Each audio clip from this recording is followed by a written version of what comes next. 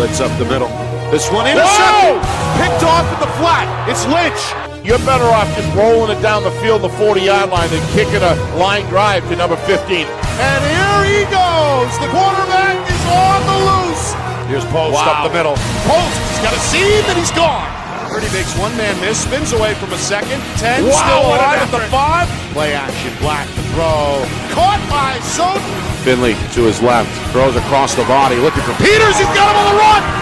Meanwhile, handoff. He's got look out to the house. Emmanuel Post. They're going to air it out deep down the near sideline. Touchdown, Londonderry! Unbelievable. The holder is Sabani. It's clean. The kick is up. Good and good.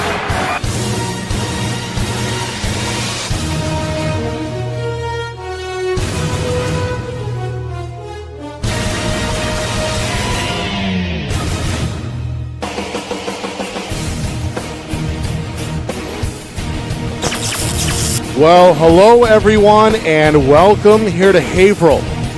Nick and Astis, Steve Beals with you, getting set for our Friday Night Lights New Hampshire game of the week between the Londonderry Lancers and the Salem Blue Devils, two of the top 5 teams in the preseason New Hampshire Union Leader Power Poll, meeting here on a neutral field south of the border to kick off the 2024 campaign.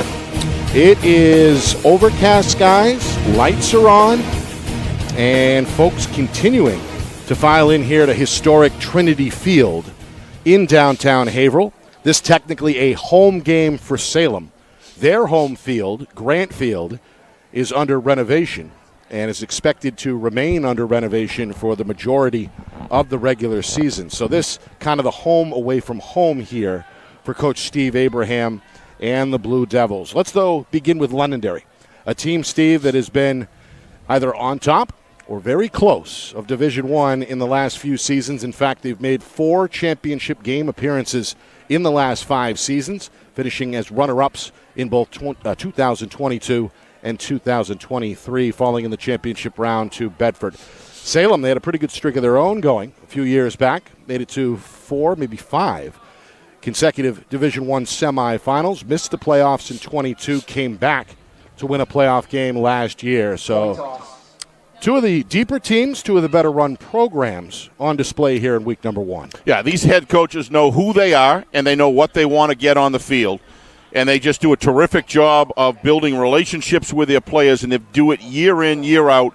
Both fan bases of these communities have been and are, probably always will be, extremely strong.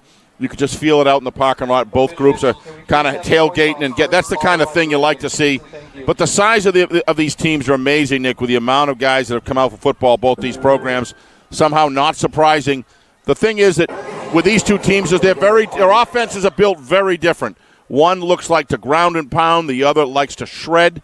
But both of them both coaches are very appreciative and include the running game when things get tough and when they really need yardage. So, to me, the Londonderry program, Nick, they're going to have to offensively control the football, and he's got to be able to get his receivers and defeat the defensive backfield, safeties and corners, and linebackers covering on the Blue Devils. On the Blue Devils side, it's all about the Blue Devils being able to cover Londonderry's receivers, Nick. I think these lines are going to match up pretty darn close, but I think the defensive work by the defensive backfield of Salem is going to very quickly dictate this game. I'm anxious to see it.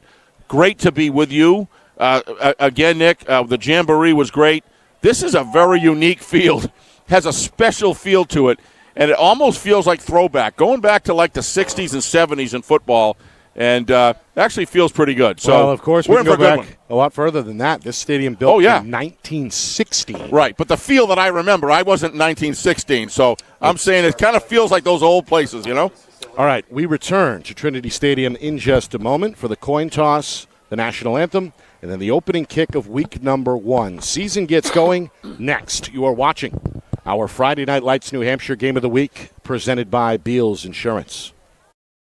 Our broadcast today, as it always is brought to you by Beals Insurance Agency, with locations now in both Bedford and Londonderry. Whether you need home, auto, or business insurance, Beals Insurance will get you both the price and quality coverage that's right for you. Just call 603-471-9999 or visit BealsInsurance.com to request a free quote and start saving money today. Again, that's BealsInsurance.com.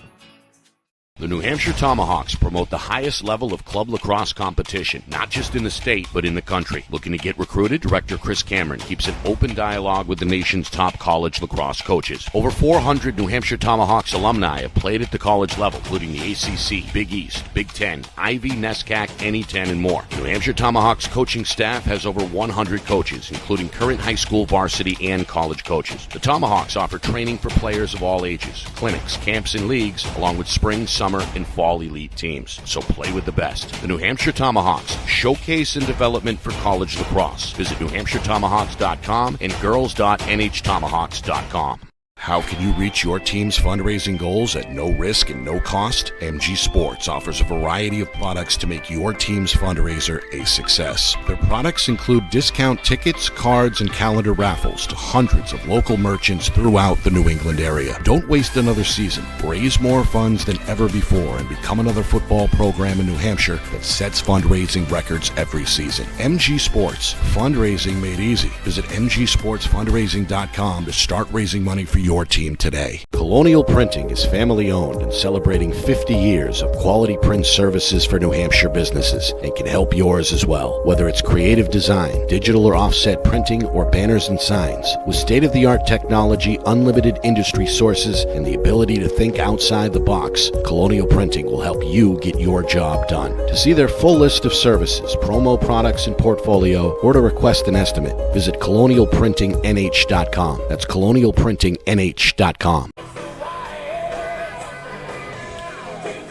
Well, we're back here in Haverhill getting set for the season opener. Lancers have won the toss. Nick Anastas, Steve Beals with you. It's our Friday Night Lights New Hampshire Game of the Week presented by Beals Insurance. Londonderry and Salem, two longtime rivals. They play in the same conference, Division I Central. And Salem is going to receive the opening kickoff following the coin toss ceremony. Again, this one technically a home game for the Blue Devils.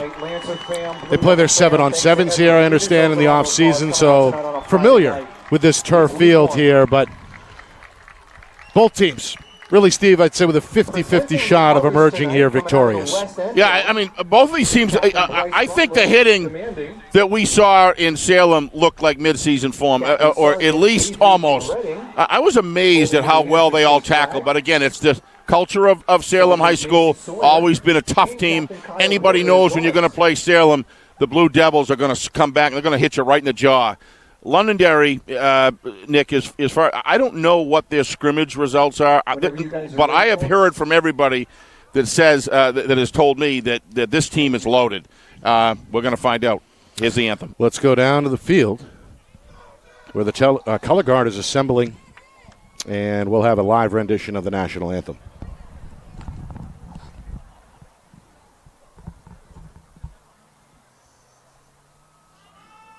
And at this time, if you can, please rise and remove your hats, visors, as we will honor America and those who protect her with the singing of our national anthem by our very own Madison Acevedo.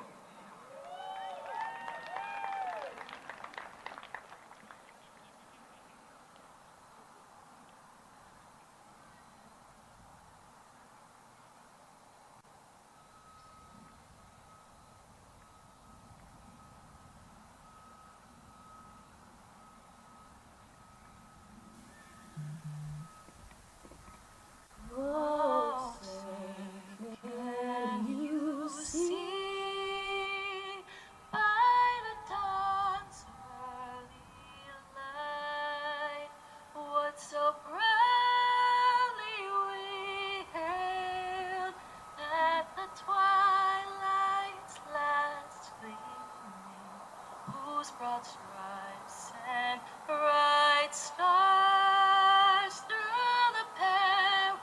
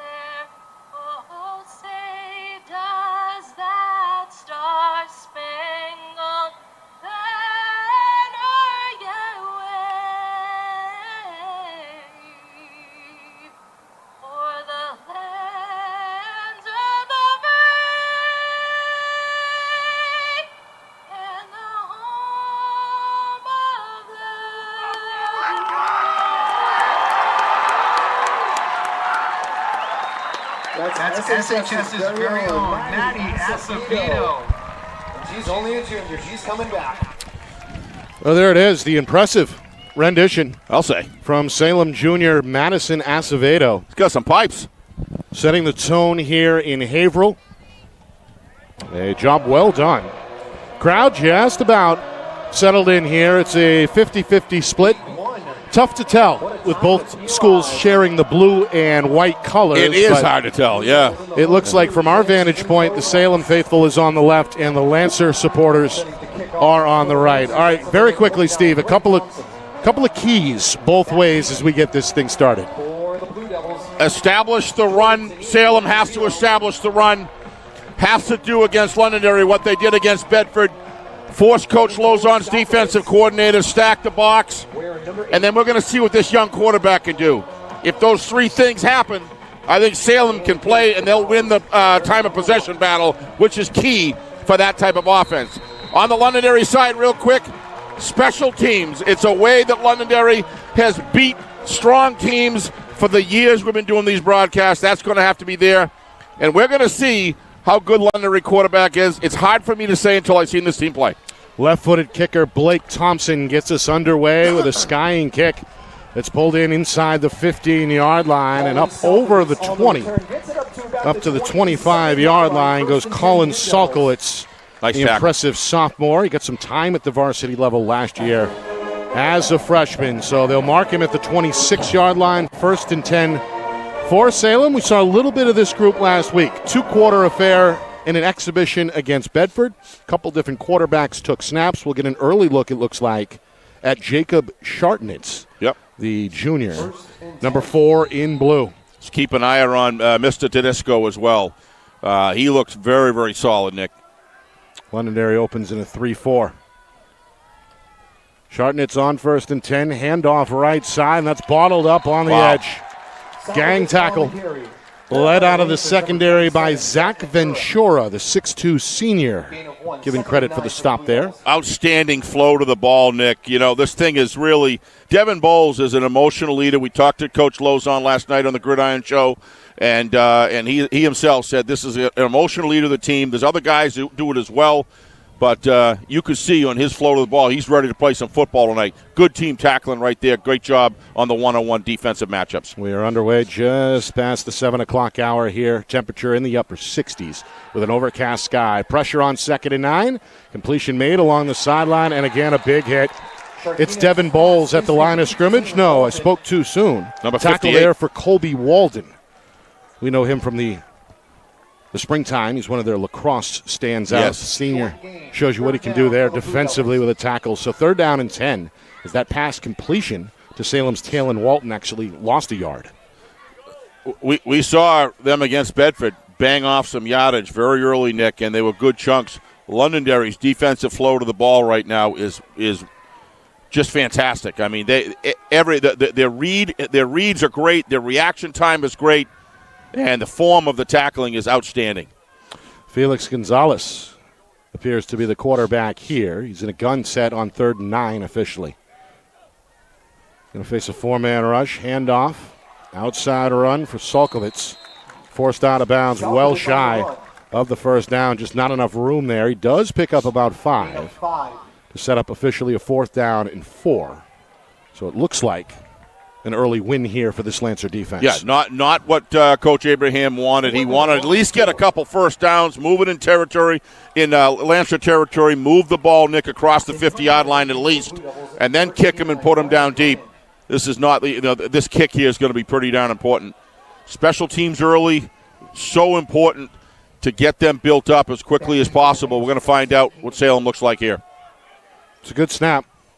Yeah. Punter off the right foot, Joseph Havens. What a great kick. What a great nice kick. Salem roll down towards the 20 before it comes to a stop at the 19-yard line. So 38-yard punt, no return. Excellent blocking, gave him a kicking lane on that right side, what they were looking for. That was by design. Great kick, got a good roll. However, there's a flag down on the far side of the line of scrimmage. Oh, that's a killer. That's a killer. Salem. That's a killer.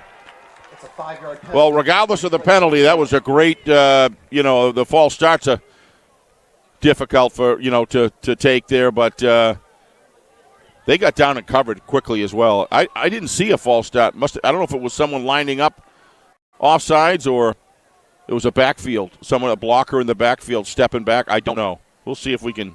Coach Abraham upset here early as he roams the near sideline. It'll be really late on the replays, but we'll take a look. It's actually a 10-yard penalty. They signaled false start, but they moved the ball back 10 yards. So 4th and 14. And we'll do it over again. Oh, he got a piece of it. And this one still gets a pretty good Salem roll along the near sideline. Yep. Going to go out of bounds in Londonderry territory at the 45-yard line, but Coach Jimmy Lozon will take that good starting field position on Londonderry's opening drive. Looking at this Londonderry team for the first time, Nick, I would say the weight room has been open for sure. These guys are in tremendous condition. They look extremely strong, very stout, great condition, and that was an impressive defensive stand right there. We'll see how the offense can do. Well, Londonderry, one of the bigger teams statewide. Their right tackle, Colin Kuchar, listed at 6'6", 285. 1st and 10, straight ahead run. And not much over the left guard. Maybe a 2-3 yard carry there. James Nelson, sophomore standout with a stop there for Salem. 26 was in there. Is that James? That's Carson Palma. Expected to Daniel Hughes have a number of carries tonight. Palma, 5'8" senior. Yeah. Listed at 190. He's in the backfield here on 2nd down along with junior Adrian Cruz. It's like a T formation. Quarterback going to pitch it. That's, of course, Sam Ogden, the veteran. And Cruz on his first carry. It's a toss. Doesn't get much. Along the short side of the field. Steps out of bounds at midfield. Yeah, blocking out here in the near side corner, Nick. That was close to a hold. But the official was right there and did not call it. So he must have had his hands underneath. But both defenses, Nick, look strong here. Doing a great job flowing to the ball. 3rd and 6. Ogden in a pistol. Cruz behind him. Runs right. Eyes downfield. Throws on the move. It's complete. Caught by John Inglesi. 5'9" senior is going to move the sticks for Londonderry. An impressive gain there of nearly 20 into Salem territory, where he's tackled inbounds inside the 38-yard line. Yeah, Sam's got a gun there, Nick. That was a bullet right there. Exactly where it needed to be. Thought he might have had a chance to tip it, but he just threw a dart. Tackle made by the corner, Kalen Smith. Nice turnaround. Good job pulling the ball in and getting some yards after the catch as well. Londonderry looking really solid right now. 1st and 10 at the Salem 38. Ogden, handoff Cruz, right side looking for the edge. Hunted down from behind. Second effort, though. It's going to turn this into an impressive gain. Down inside the 35. He ends up at the 32-yard line, a gain of 6. First contact by the Blue Devils, number 7, Kevin Tedisco. It looked like he was dead to rights there as he was being pursued by Jack Marconi, the junior. But, well, Cruz, he was praised last night when we spoke with Jimmy Lozon on our weekly show, FNL Gridiron. Said the junior expected to have a big year and a big future over the next couple of seasons for Londonderry. I agree with that. I'm looking at a lot of players out there on this offensive set that'll look just extremely strong, Nick.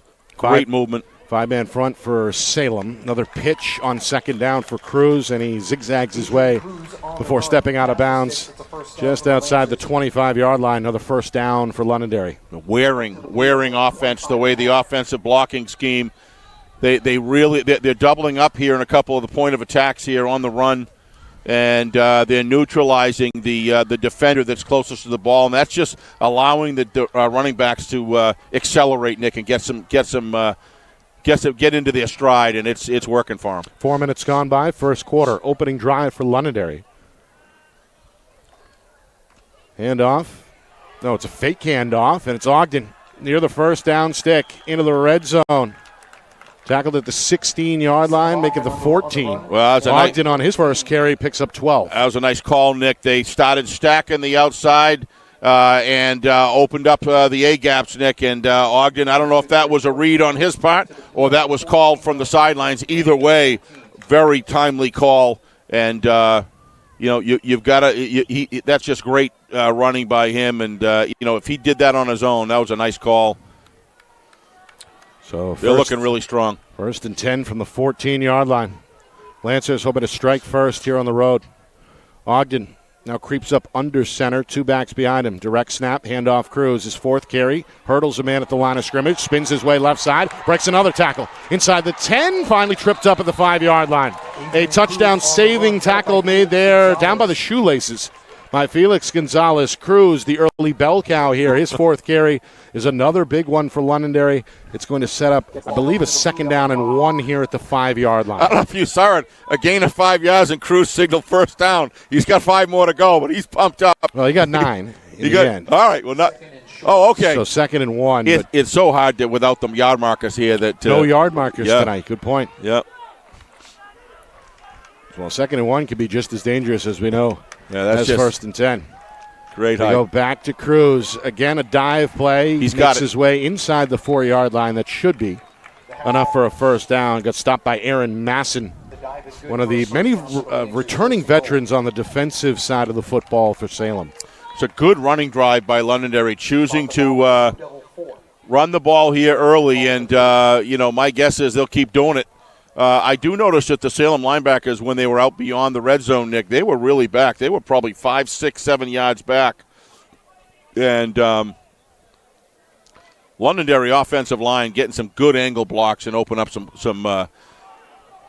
real estate for their running team to bust through. Very well orchestrated drive. Midway through the 1st quarter. Londonderry knocking on the door and a 1st and goal from the 4. It's back to Cruz, and he's into the end zone for a touchdown. A 4-yard touchdown run for the junior Adrian Cruz. He carried the load on this drive. Yeah, and he puts the Lancers out in front 6-0. Yeah, let's give Binder the credit there. That was one heck of a down block right there. You're going to see it here coming up, and big hole along the right side. They've got 2 of the bigger tackles, as we know. Their tight ends are big. Yeah. Binder is on the Ukika Foundation watch list. Yep. As a senior, is one of the state's best players. Yeah, well deserved. Here's the lefty Thompson trying to add the point after. Ogden is the holder. The kick is up and good as it sneaks inside the left upright. So 7-0 Londonderry. A lengthy, nearly 5-minute drive. They go 55 yards. And Adrian Cruz caps off the drive with a 4-yard touchdown run. Yeah, I thought Sam Ogden did a heck of a job, Nick, managing that drive from, great execution, no motion penalties whatsoever, no holding penalties. They are as advertised. Roger said last night, Roger Brown from the New Hampshire Football Report on our show last night said that Londonderry's for real, and he wasn't kidding. This is a good Salem defense that just put together that Londonderry was able to put that drive against. That says a lot. So Salem in an early hole. They of course received the game's opening kickoff, went 3 and out. Yeah. Offensively, hoping to improve their fortunes on drive number 2. But Londonderry on the heels of back-to-back runner-up finishes in Division I in both 22 and 23, hoping this time to get over the finish line. Well, they're off to a good start here on the road here, getting the 3 and out and then getting the 55-yard touchdown drive. Yeah, I see the Blue Devil is out and about here, the mascot, trying to get the fans into it. A lot of fans indeed. Both student sections are on their feet here to begin the game. Meanwhile, this one is kicked out of bounds. And a flag flies and an illegal procedure penalty on the way. It'll be the first against Londonderry.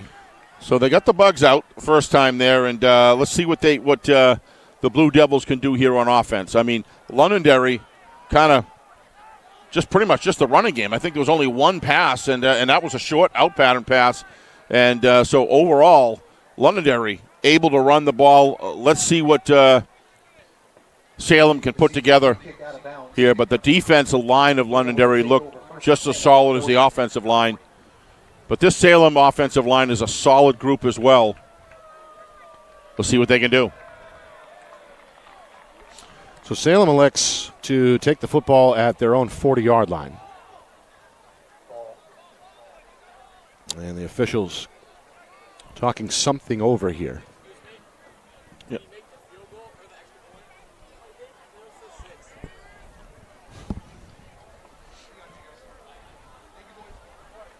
There's a question about the spot. And they're actually going to move the ball back to the 35-yard line. Slotted at the 35. First and 10 Blue Devils. Coach Abraham getting an explanation here. So his club Did ready to go on drive number 2. Do you know what it was, Nick? I couldn't really tell what they were discussing. Handoff on nice first and 10. block. Salkovich, big hole, left side. He's got a first down. Looking for room along the sideline. Tacks on a few more before stepping out of bounds at the Lancer 45-yard line. A gain of 20. That's what they wanted, Nick. They got a great down block here. I couldn't tell who it was. We'll see it on the replay, but opened up a big hole, and his step to the outside, Nick, and his acceleration was very impressive. So important when you have a running offense where you get them through the line clear like that to have that kind of open-ended speed. Nice play. Look at that. Nice play. So Salkovich on his third carry picks up Salem's longest play from scrimmage so far. Oh, look at that outside. Yeah. Meanwhile, the officials again conferring with one another. It may be about the spot. They're trying to figure out exactly where Salkovich stepped out of bounds. Salkovich, that's how you... Okay, it seems right. Of course, he burst onto the scene out of nowhere. Yeah. Last year as a freshman, became one of their bigger contributors, especially on offense. Yep. And has been an early part, obviously, of the game plan tonight already with 3 carries to his credit. Well, Coach Abrams, Steve's got a system there. And he's not afraid to bring an underclassman in that shows promise and get him varsity experience. Arguably, same situation with Coach Lozon on the other end. These guys like to spread future leaders in and put them in situations and really allow them to flex their muscles. Chartnitz under center on first and 10 from the Lancer 45. Straight give, and again, Salkovich a bruising run. Tripped up by Palma, but not before reaching the 40-yard line and a pickup of 5. Yeah, offensive line coming off the ball much better, Nick, on this drive than the last one. Looked to me like they were a little tentative coming out and standing up. Obviously, the line coach has probably had a talk with them, and they are coming off the ball well right now. Second down and 5. Londonderry going to stick with this 3-4 look. Yep. With their 2 outstanding outside linebackers in Bowles and Villa. Left side run again. First carry for Kevin Tedisco. I think he's got it. And he is very close. And indeed, the officials say move the stick. So a 5-yard carry for Kevin Tedisco, another player to watch tonight. He is something. Outstanding year last year as a junior. Earned the reputation as one of the better running backs statewide. But, of course, he's a guy who can move anywhere. Here he is on the line as a tight end. Handoff right side. First carry for Felix Gonzalez. A little bit of space. Finally tackled on the near side by Ogden. Yeah, Felix looked like couldn't believe what he saw. He saw the whole edge open. I think he might have been able to beat that outside, Nick. I'm not sure. But he decided to cut back inside, and never, ever wrong to cut back inside and grab the yardage that's available. Takes 8 in the end to set up second down. It sure does. This is a nice drive by the Blue Devils. Coach Abraham last night, we spoke with him on FNL Gridiron. He said we have as many as 8 backs. Yeah, it could possibly start on many other teams. Yep. So we I think expect the wealth to be spread out a bit tonight out of the backfield. Salkovich, right side, breaks a tackle, and he's very close. Really like the running style that you look at Tedisco. He leaned forward and drove his legs through to get that first down last time. Same thing here with Salkovich. Same thing. They train. They take less plays and they execute to an extremely high level. The thing that's really impressing me right now is this offensive line is playing much more like they did against Bedford, Nick, from what I'm seeing. Well, this drive began back at the 35-yard line. Yeah. Clock inside of 4 minutes here, first quarter. Quick hit to the fullback. It's Walton. Walton on the carry. And he's double-teamed and taken down by Bowles, his second tackle. Cruz in the area as well for Londonderry, a 1-yard pickup. It's loud up here, but boy, do we have a great view to call a game up here right now. It's you can really see what's going on in the trenches. A little more elevated than last week. We're in nosebleed action here. But you're right, our aerial visual a little bit kinder this week here in Haverhill. Agreed. Jartnitz with a pitch. Tedisco looking for the sideline. Wrapped up and ridden out of bounds by Villa. No gain. High tackle. Met by number 7, Alex Villa. Well, Villa, one of those, not sure if it's Villa or Villa. Brings up about a third. Either way, one of the better edge defenders statewide. Oh. We saw him take a few snaps at quarterback last year as part of a 4 QB rotation for Coach Lozon. You know, it worked for him last year. It really did. I mean, when you had, a situation where the year before where it was, clear who the quarterback was, he used it to his advantage. Oh, boy. Third down, ball is out. Scooped up by the defense. Back to midfield and still alive is Javion Teeter, the junior. Going to bring it back to the Salem 46-yard line. The game's first turnover goes Londonderry's way. Yeah, I don't know why you do a counter there, Nick. You're just dominating, with a handoff, and don't really understand. Generally, you counter when they start overloading one area. I didn't see that. Maybe I'm wrong, but I didn't see that. Well, they tried to generally run a counter when they're stacking the power side, where everybody's flowing to the ball, everybody. And then you run that counter, but something happened in the background there. May have been an old crisscross reverse, but the handoff not clean. I call it a counter. It doesn't matter. Sure. But whatever. Call it a crisscross, whatever you want. They tried to get it to Gonzalez, and he never quite had it. Right. But there was some action in the backfield there, Nick, where the defense had kind of penetrated. So Londonderry takes over, 1st and 10. Nice Stretch tackle. play for Ethan Wheeler, won't go anywhere. Stopped That's the Lancers. near the line of scrimmage, maybe a yard downfield. And a good play there by Somebody's down. Walton. And you're right, a Salem player. Number 3. I think that's James Nelson. Nelson, the junior defensive lineman, who is... He's holding his right hip, it looks like, Nick. I don't know what happened there, but... So they'll stop the clock with 2:38 and attend to Nelson. If you're just joining us, Salem won the opening toss, took the ball, went 3 and out. Londonderry then pieced together a 55-yard drive, capped off by a 4-yard touchdown run by Adrian Cruz midway through the quarter. Salem had pieced together a promising drive in response. Yep, it looked really good. 3 first downs on that drive, but a fumble by Felix Gonzalez recovered by Londonderry's Teeter. And now the Lancers with the ball and the lead here, 2nd down coming up. Meanwhile, Nelson is on his feet. Good sign that he's walking off on his own. Hey, guys.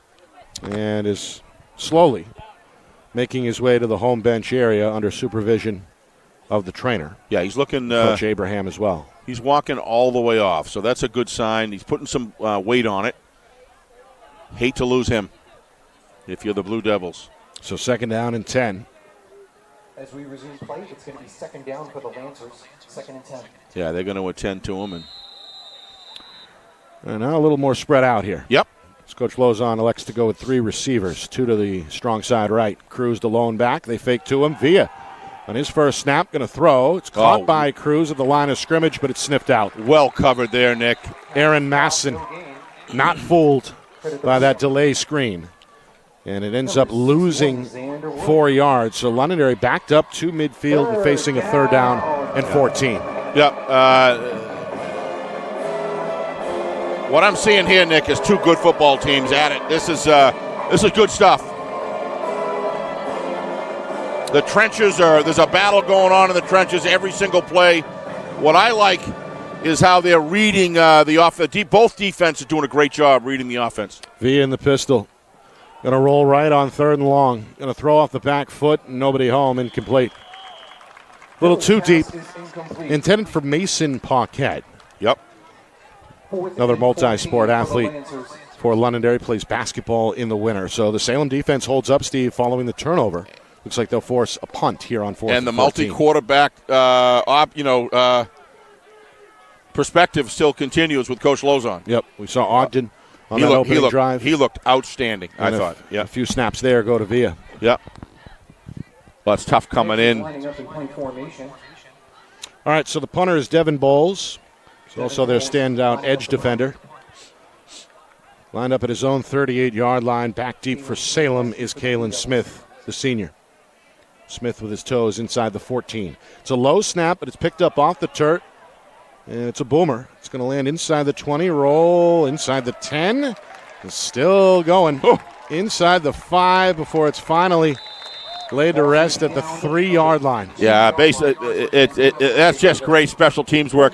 I really like the way that he on the bottom on our side here, the outside striker ran inside, got the defender to turn his hips, and then he bolted outside, and he was able to get free and have a good angle, and that's why the receiver, the kick returner, backed up and just said, "I'm going to let it go." He wasn't going to rush it because he was coming right at him. So good special teams action there by the Lancers. Tough sledding for Salem on drive number 3. 91 seconds to go here in the first quarter. Lancers threatening to blitz. Delayed handoff, taken in the end zone. Where are they going to mark him? Lancers hoping for a safety. The officials look at one another and say, not quite. The football going to be spotted just outside the goal line. They got him on forward motion. Looked a little quick there. I was surprised, but they kept it in the hands of senior Caleb Smith. And it goes for -2.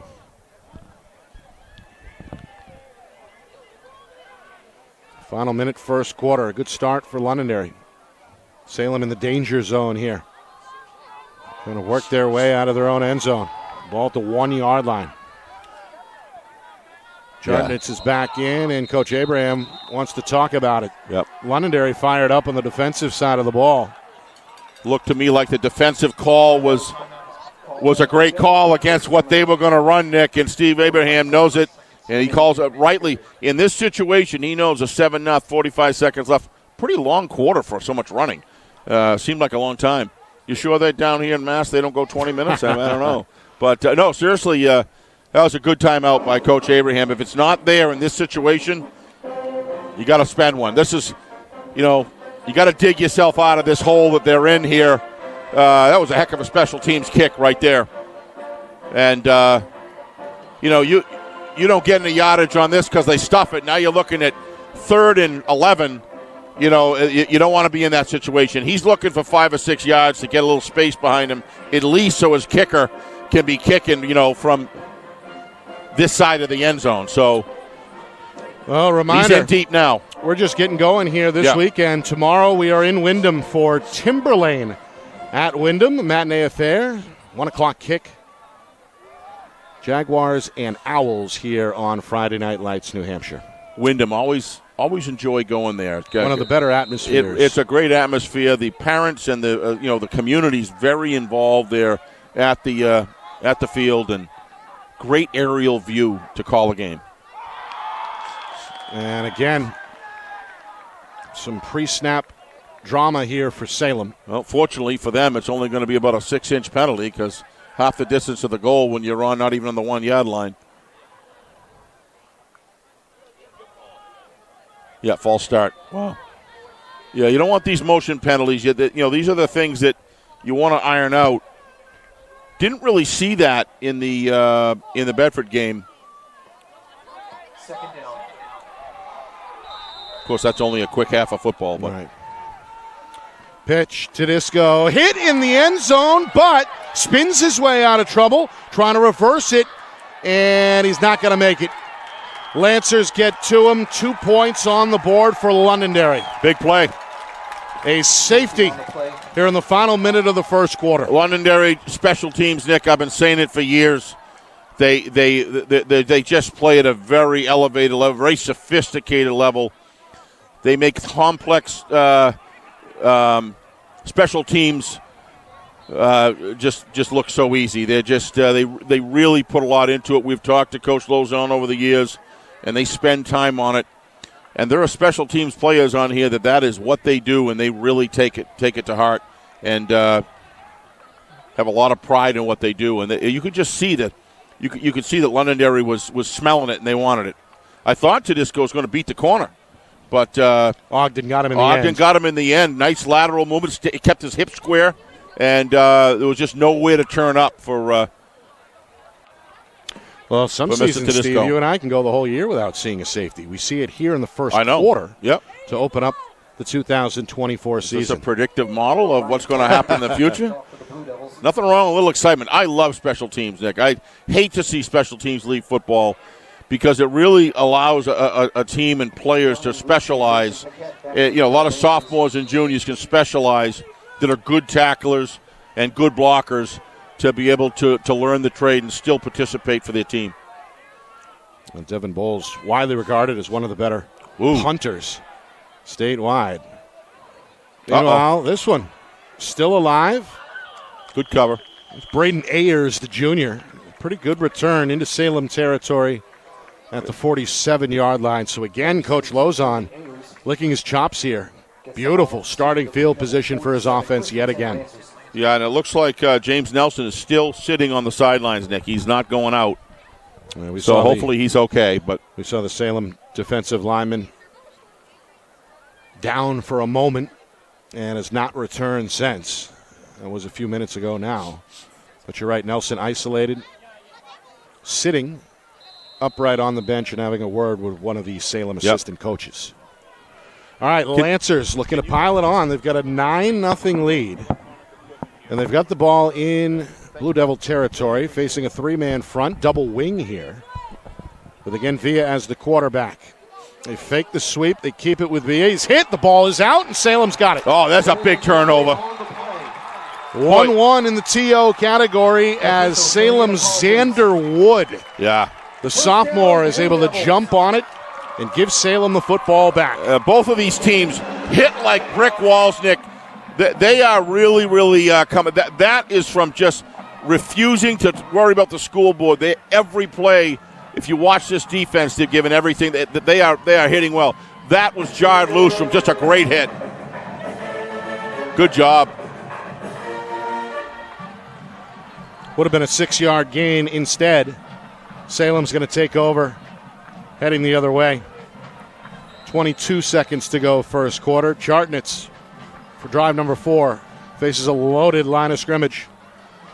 And off, Gonzalez tackled in the backfield. Palma gets him below the knee. You're going to see on this play, the quarterback just moves and turns and runs too deep in the field, and he bumps into his runner, forced that extra half a second. That allowed the defense to react. You're going to see it here. Palma busy defensively. At the end of the first quarter. That'll bring us to the end of the first quarter. A touchdown and a safety on the board for Londonderry. Salem trying to get going when we come back. Right back to Trinity Stadium in just a moment. You are watching the season opener here on Friday Night Lights, New Hampshire. It's our game of the week presented by Beals Insurance.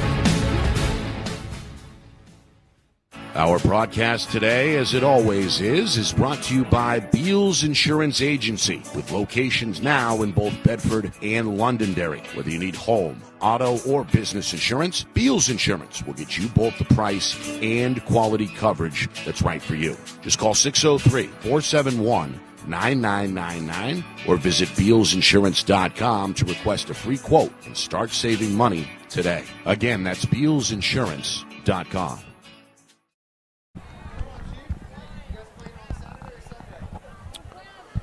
Well, welcome back here to Haverhill. Nick Anastas, Steve Beals with you live from Trinity Stadium here in Haverhill, Massachusetts. Salem and Londonderry playing here, technically a home game for Salem. Their field is under renovation. But nonetheless, a good start to this football game for the Lancers as Londonderry with a 9-0 lead. Salem has the football as they approach midfield on 2nd and 9. They get a few yards back with Colin Salkovitz, who has been Salem's top ball carrier tonight. Picks up another 4. 3rd down and 5 coming up. Lancers, after forcing a 3-and-out to open the game, took the opening drive and went down 55 yards. before Adrian Cruz, the junior running back, punched in a 4-yard touchdown. Extra point was good, 7-0 Londonderry at the midway point. And then in the final minute of that first quarter, after a beautiful punt by Devin Bowles. Oh, tremendous. Pinned Salem inside their own 3-yard line. A safety ensued 2 plays later. And that is where we are 9-0. It's a big play here, Nick. This is a really big play. I think this is 4-down territory if they get 3 or 4 yards. Pitch to Salkovitz. He's past midfield, but short of the marker. Yeah, Coach Abraham's got to really think what he wants to do here. Looks to me like it's going to be about 2.5, 3 yards. Another tackle, Steve, for Carson Palma. Yep. Who has 4 by my count here. Yeah, he's going to punt it this early in the game. It's 4th and 3. Yeah. His defense is playing pretty well here, Nick. And I think if they weren't, it might be a little different. But the defense has been solid. Well, the punter is Ryan Bryant. It's 89 in blue, not 88. I had said Joe Havens earlier. It's actually Ryan Bryant. He's got a very good one up in the air here.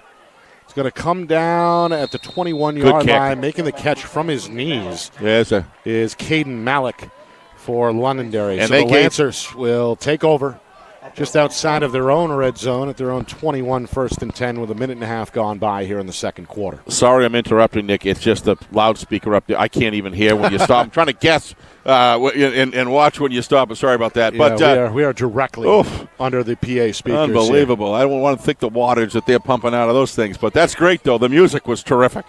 That's a good special teams play there by, good clean play, no penalties.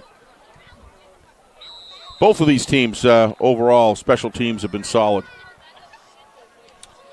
This really comes down, in my opinion, I thought that Salem was really heading downfield. That fumble was huge. 3-man front for the Blue Devils. Ogden back in at quarterback, and here he is. He looks so good. Shaking and baking. First down and then some. Still alive along the sideline and tackled near midfield in the end. A 28-yard run for Sam Ogden, one of the returning veterans from a year ago. Rips off his longest carry for Londonderry. Yeah, Sam, to me, the first series, Sam really has command right now of this offense, Nick. He runs it to a T. One of the things you want in a high school quarterback, you want it at every level, whether it's youth, high school, collegiate, or the NFL. You want a quarterback that makes good decisions. And when they make that decision, they do it at the right time early enough. And Sam's got that offense really cooking right now. He's looking solid. Ogden back in the pistol. 3-man front for Salem on 1st and 10. Nice move. Flushed out of the pocket. Being chased by Nelson, who's back in the game. Ogden is going to slip out of bounds after a 6-yard pickup. Maturity that he's showing out there, Nick, right now. There was no need to throw that ball that wasn't there, and he kept it. He pumped it once, pumped it twice, and then says, "I'm going to break out left." And then what does he do? He doesn't try to go up and take on a linebacker. He just goes out of bounds and grabs his 6.5 yards. Ogden had plenty of big breakout plays a year ago. Yeah, he did. Part of that 4-man rotation at the quarterback spot. He and Villa are back. Of course, Connor Williams. Yep. He graduated. He was, quote-unquote, the starter. The starter, yep. For most of the season. But Ogden saw his time, didn't he? He really did. And, of course, Cam Brutus. Yeah, Cam Brutus, yep. Rotation as well. 2nd down and 4. They fake the handoff. Ogden's going to throw. Looking downfield. This one is intercepted. Picked off at the 15-yard line. On the return is Jordan Zanini, the junior, and he's all the way into Londonderry territory before he goes out of bounds. The second takeaway by the Salem defense sets up the Blue Devil offense pretty well here. 1st and 10 coming up. Yeah, there's a safety right in the center of the field, and that's exactly where he threw it. He just had to sit there and wait for it. In that situation, probably the right play for the receiver was to just jump up and knock it down, Nick. And didn't do that. Let's give the Blue Knights a lot of credit. They're reading. Their defense is.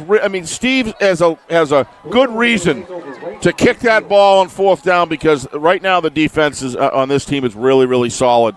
I'm impressed by the Blue Knight defense. The way that they're reading, reacting. They're taking on an offensive line as good as it gets in Division I, and they're doing a great job at it. So, but their offense is going to have to. It's going to have to put something here in the board to make it interesting. Drive number 5 for the Blue Devils. 2.5 minutes gone by, second quarter. They're going to go to the air. And they're going deep. Chris Goss is the quarterback, Wow. and the catch is made by Kalen Smith. Wow. Able to leave his feet, pull it in, and then land out of bounds just inside the 14-yard line, a 36-yard hookup. Take nothing away from number 2 there. Nothing away from him. That was a great catch. But he stopped running, Nick. If he had continued to run, he would have got that. That was a beautifully thrown ball. If he had continued running, he would have had it right in the breadbasket. Nevertheless, he made a great jump, stayed in bounds. That's a big play for the Blue Devils there. Nice throw. 36-yard pickup. He's Salem got a gun. in the red zone for the first time. They keep Goss in at quarterback. They hand to Tedisco, and he's got some hard running inside the 10-yard line. A wrestle down at the 8. Tackle made by Teeter. 2 good football teams here, Nick. This is what I was hoping for. Real good, improving as the game goes on. The defenses are doing a great job on both ends, reading, reacting.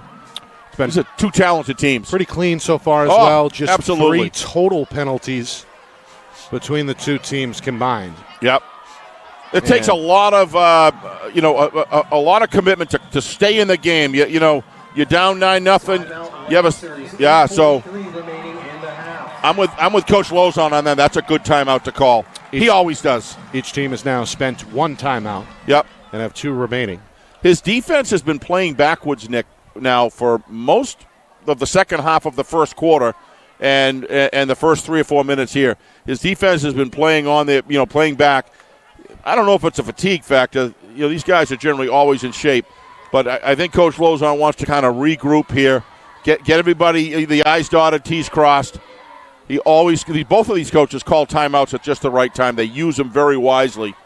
2 of the top programs for years in Division I and statewide, frankly. 2 of the top 5 in the preseason New Hampshire Union Leader Power Poll. Nick Anastas, Steve Beals with you. Reminder, if you have not done so, subscribe to our YouTube channel.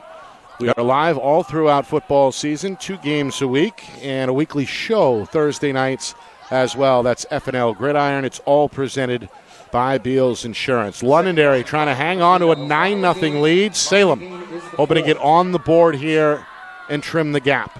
Just over 3 minutes gone by, third quarter.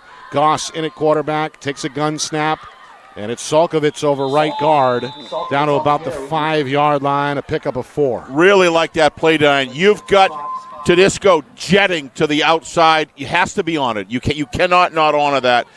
They have to apply resources there, open up a nice hole. Looked to me like it was in the let's see, 1, 2. Looked like the 4 hole. Nice down block and a kick out. Good job. Nice play call there. Good design. 3rd and 1 from the 5. Tedisco, Salkovitz standing now behind Felix Gonzalez, who is at the quarterback spot. Man in motion. They stay with Gonzalez. Slips free of the first man, but is finished off. Great defensive stand behind the there. line of scrimmage. They're going to lose a yard. Well, a big-time stop there. Dawson in there. Yep. Somebody else was, too. I couldn't tell. Colby Walden. That's just a great stick. So the 2 seniors combine on the stop for Londonderry. So now decision time for Coach Abraham here on 4th down and 4 with the ball just inside the 9-yard line. Well, if he's got a kicker, Nick, does he want to get inside of 1 score? That would be the call for the 3-point kick here, the field goal. But I don't. Just the nature. Well, the offense on the field. The nature of what they are is to go for it. But it is 3.5 yards. 4th down and 4. Gonzalez rolling, throwing, and it's incomplete. Yep. Yeah, Under pressure there from Villa. Intended target was Tedisco. Overthrown, incomplete. Londonderry takes over. Had Smith wide open in the end zone. Just didn't see him. Wide open, and he was jumping up in frustration there in the end zone after because there wasn't anybody near him. Interesting call there. You roll out to the weak side, There you see him in the end zone. He's wide open in there. Any kind of a pass above 7 feet is going to drop right in his arms. And, of course, Alex Villa may have rushed that throw a little bit or forced an early throw. And at 6'4" with those long arms, it can be tough tough to pull off there. So incomplete is the result. The play there was the one before, though. That stick for a loss really changed the whole playbook of what Coach Abraham can do. Rather than be able to really effectively go after the run, had to pass the ball. Londonderry goes back to Carson Palma, who twists and turns his way out past the 10-yard line. Stopped at the 11, a pickup of 7 on his second carry. Yep. Tedesco given credit for the tackle. And again, we spoke with Coach Abraham about Kevin Tedesco last night. He said, well, the cat's out of the bag in terms of offense. Everybody knows how good he is as a running back, but this year as a senior, he's been more vocal amongst his teammates. Who's this now? Tedesco. Oh, absolutely. And yes. He's been one of Salem's better defensive players. He had the tackle there a moment ago. Meanwhile, it's Cruz going to turn his way upfield on second down and bring the football out past the 15-yard line. Still about 3 yards shy of the first down stick, so a third down coming up for Londonderry as we hit the midway point of this second quarter. Let's not forget, one time down to the, 5-yard line, and another time down, I think, inside the 30, around the 27 where the fumble happened. I could be a little off on that. They've had their opportunities here 2 times. The Blue Devils have, and they haven't been able to score. But they are moving the football. Good defensive stand by the Lancers. 3rd and 3. I'm going to empty it out here for Ogden. Puts a man in motion, fakes to him. Ogden going to follow Binder up the middle, and that is close. Close, but I think he's short, Nick. Daniel Hughes, one of the Salem captains, the senior, in on the tackle. And it looks like it was just in time to prevent the first down. It looks like third turns into 4th down and 1. Correction, first down. No, I spoke too soon, as I sometimes do, Steve. The officials with a late signal there, they do eyeball it and say first down. I thought that was a pretty good spot right there that the Lancers got there, and good for them. But that looked to me like a pretty good spot. So first down as the clock continues to tick down to 5 minutes to go in this first half. Londonderry with all 9 of their points coming in the first quarter, a touchdown and a safety. Again, Ogden puts a man in motion. It's Malik. And they go to Palma, who tries to find room on the left side but won't. Hughes again meets him in the hole. 2-yard pickup, 2nd down and 8. Nice defensive play right there. I like the play design of that where they have, looks like a slot, I couldn't tell, looks like a slot receiver coming back and then goes back into the blocking scheme.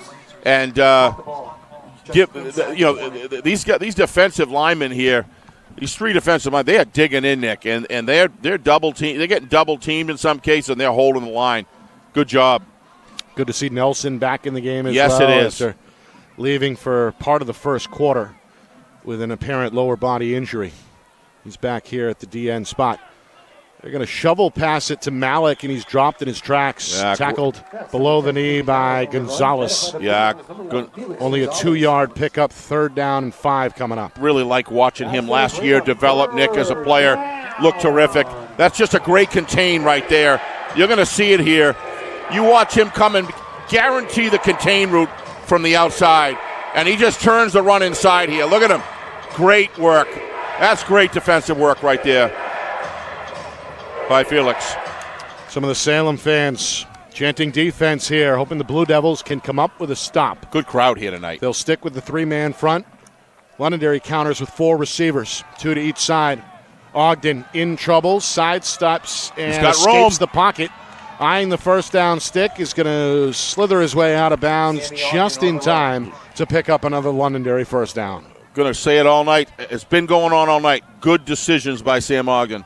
He understands the pocket. He's got great pocket presence. He saw the angle out there. He had picked up a good block. He got that one block he needed to get out to the hash marks, and then he bolted for the first down, got right out of bounds. They're not going to give him the first down. Oh, my word. I can't believe that. Wow, Coach Lozon is for sure, not too happy about that, and I don't blame him, Nick. Instead, 4th down and inches. You could see Coach Lozon still eyeballing the spot and having a word with the line judge here in real time. Clock for the moment is stopped with 3:18 to go in this second quarter. A 4th down and 1. You're going to see it better here. Londonderry 27-yard line. Wow, I call it the 26 and a half. They got to get to the 27. Wow, I didn't think that even looked close, to be honest with you. He's going to roll the dice and go for it. Ogden under center. Salem showing blitz. Ogden looks questionably at his head coach. Lozon changing the play up. And now a flag is thrown. They may have run out of time. A delay a game against Londonderry. It's a big 5 yards. A 4th and 1 turns into 4th and 6. Wow. So Londonderry apparently Coach not Lozon quite ready there. Still upset about that spot call. He's jarring with the side judge there. Yeah, that's just the second penalty against Londonderry in this first half. So 4th down and 6. Salem sends back Caleb Smith, the return man. He's standing at his own 42. And this one, another good one from Bowles. Angled toward the sideline. A fair catch is called for and made by Smith at his own 45-yard line. So Salem hanging around here, Steve. They trailed 9-0 after one. Got a chance maybe to get on the board here before halftime with 3:12 to go. Yeah, very impressed with Salem's defense, Nick. This is a high-powered Londonderry offense. And be interesting to see what happens here. Coach Lozon, I think, showing a lot of respect where he's not running downtown trying to run the score up or anything like that, because he understands how good this defense of Salem is, Nick, and I think he's kind of keeping the offensive play calling somewhat close to the vest, because I think he believes at the end of the day the score's in his favor and he wants to keep it.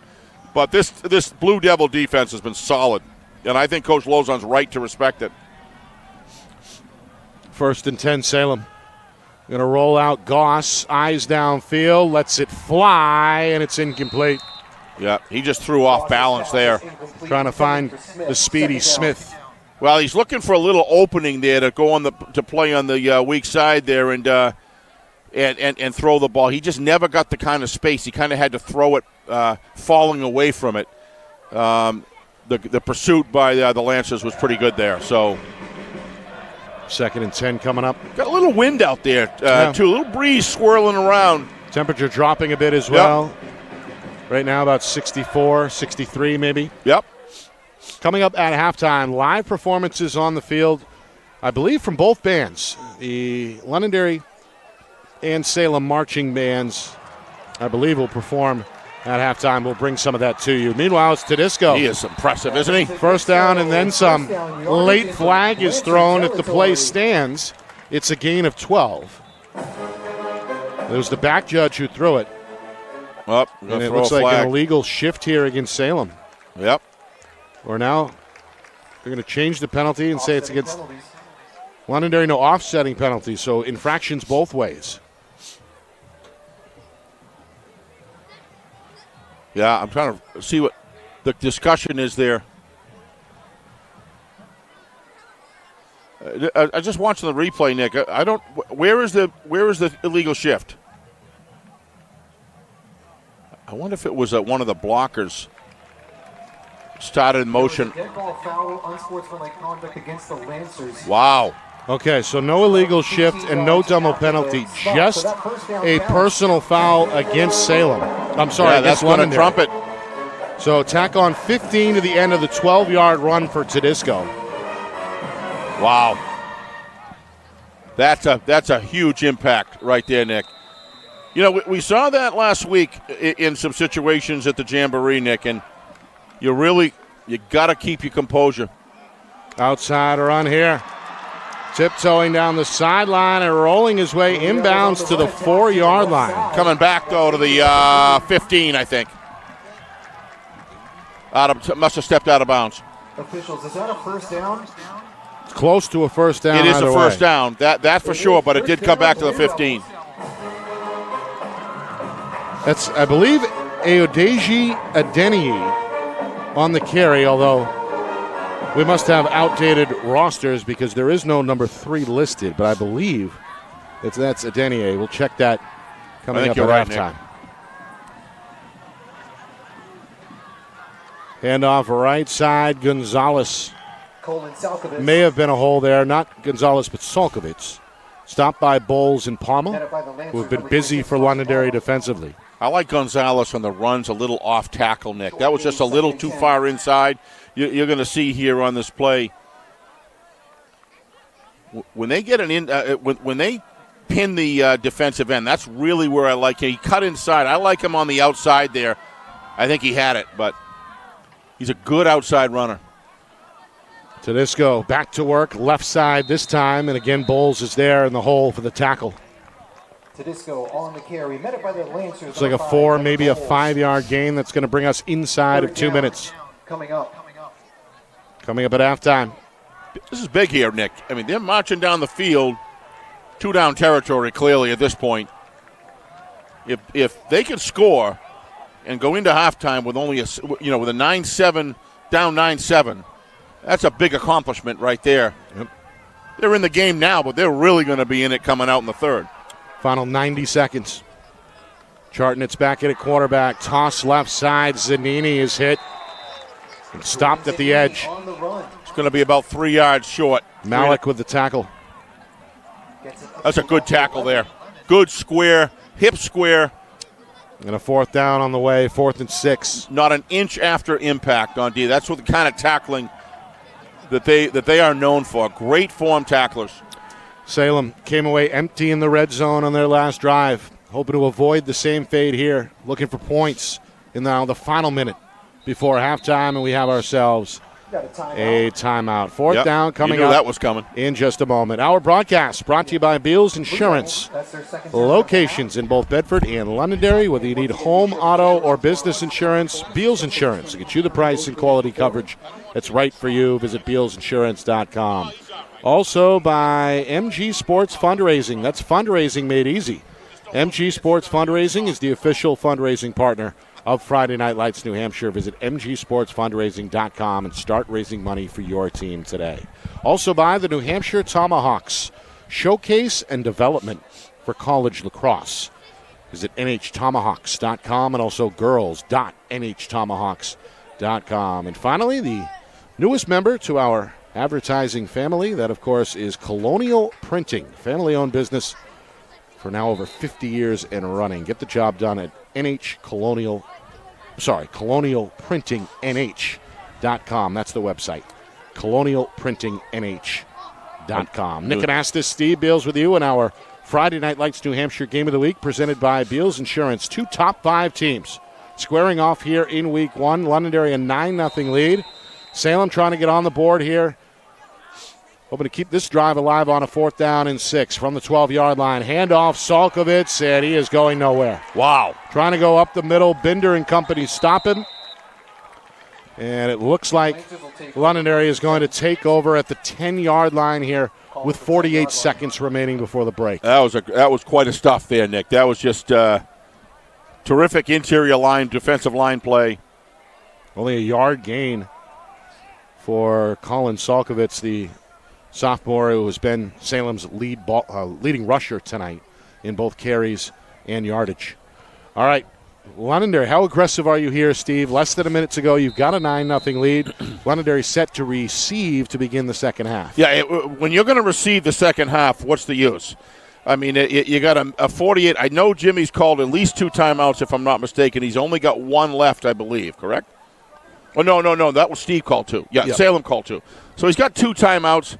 If the previous since the game started, he's been keeping it close to the vest, being comfortable with his 9-point lead.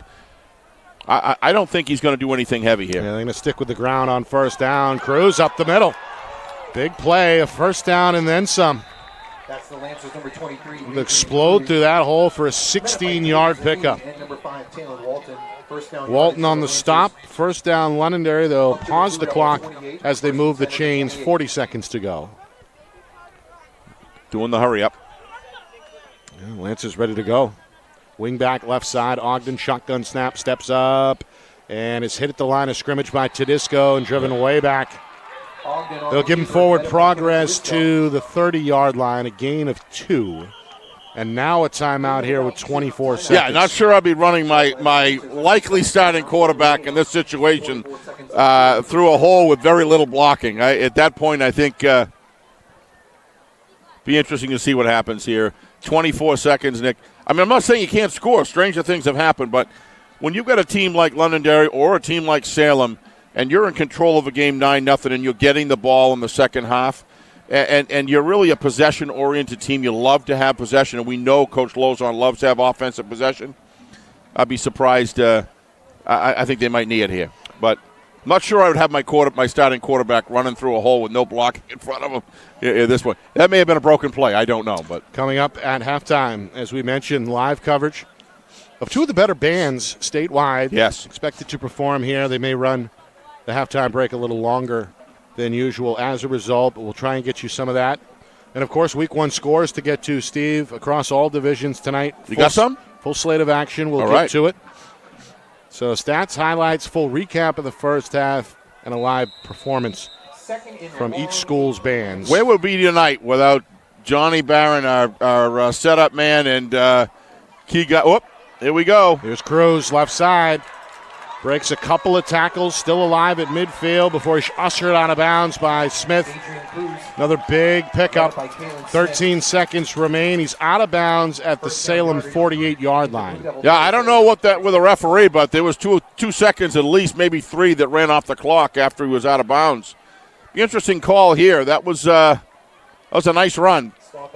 Pickup of 17. It's saying that he still has a timeout left, so yeah. Each team things with may one change now. Timeout remaining. Little too much, I don't know. This is kind of Salem looks what do like you do here? They're in a bit of a prevent. Yeah, they've been playing prevent. And Ogden here is going to be in the pistol with Palma behind him. Eyes downfield, under pressure, throws a screen. It's Palma, tries to find his way out of bounds, and is hit as he dashes to the 45-yard line. Did roll out of bounds. We got one more play. Stop the clock with 5 seconds. Yep, one more play. Gain of 4 there. Pretty good rush with three down linemen, and they get quick pressure on. It's the first completion tonight on for Ogden. Second and a long 7. Clock stopped with 5 seconds. So perhaps the final play of the first half. A fumble, first drive, down like inside the 30, a fumble by Salem. They're driving down the field, seemingly unstoppable at the time, and they get all the way down, I believe, to the 4-yard line. Yep. And on another drive, still have a goose egg here.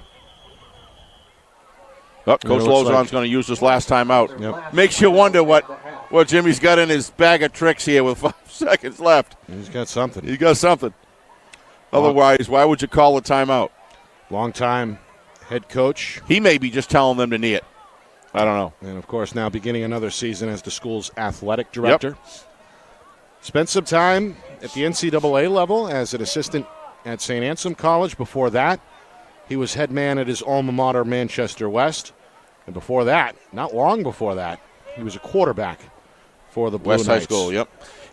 Everybody knew when he came in at West there, Nick, it was very clear this man was a smart individual. At 21 years old. At 21 years old.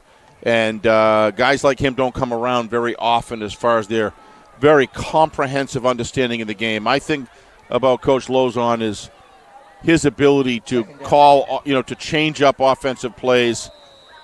He's got a real instinct for the game and what's going on in between the lines, so to speak. He's going to bring in the 6'4" senior Villa here for the final play of the first half. Villa in some trouble, throws a cross downfield. Ogden is there for the catch at the 10-yard line. One man to beat, but he's wrapped up by Smith with a touchdown-saving tackle at the 8-yard line. So an exciting end to the first half, but the score remains the same, 9-0 Londonderry at the midway point. Little sigh of relief there. Good job by both teams. This half, Nick, 9-0. Very easily could be 9-7, 14-9, what have you. 39-yard. These are two good football teams. Two good defensive football teams. So we head to halftime with a 2-score game on our hands. A 20-minute halftime performance coming up here as we mentioned, both bands are going to take the field. I believe Londonderry is slated to go first. Yep. And they are something else. We've got plenty of numbers and stats to tally up as well. Scores are coming in, so a lot to get to coming up over the next 19 or so minutes. It's 9-0 Londonderry at halftime. You are watching our Friday Night Lights New Hampshire Game of the Week, presented by Beals Insurance.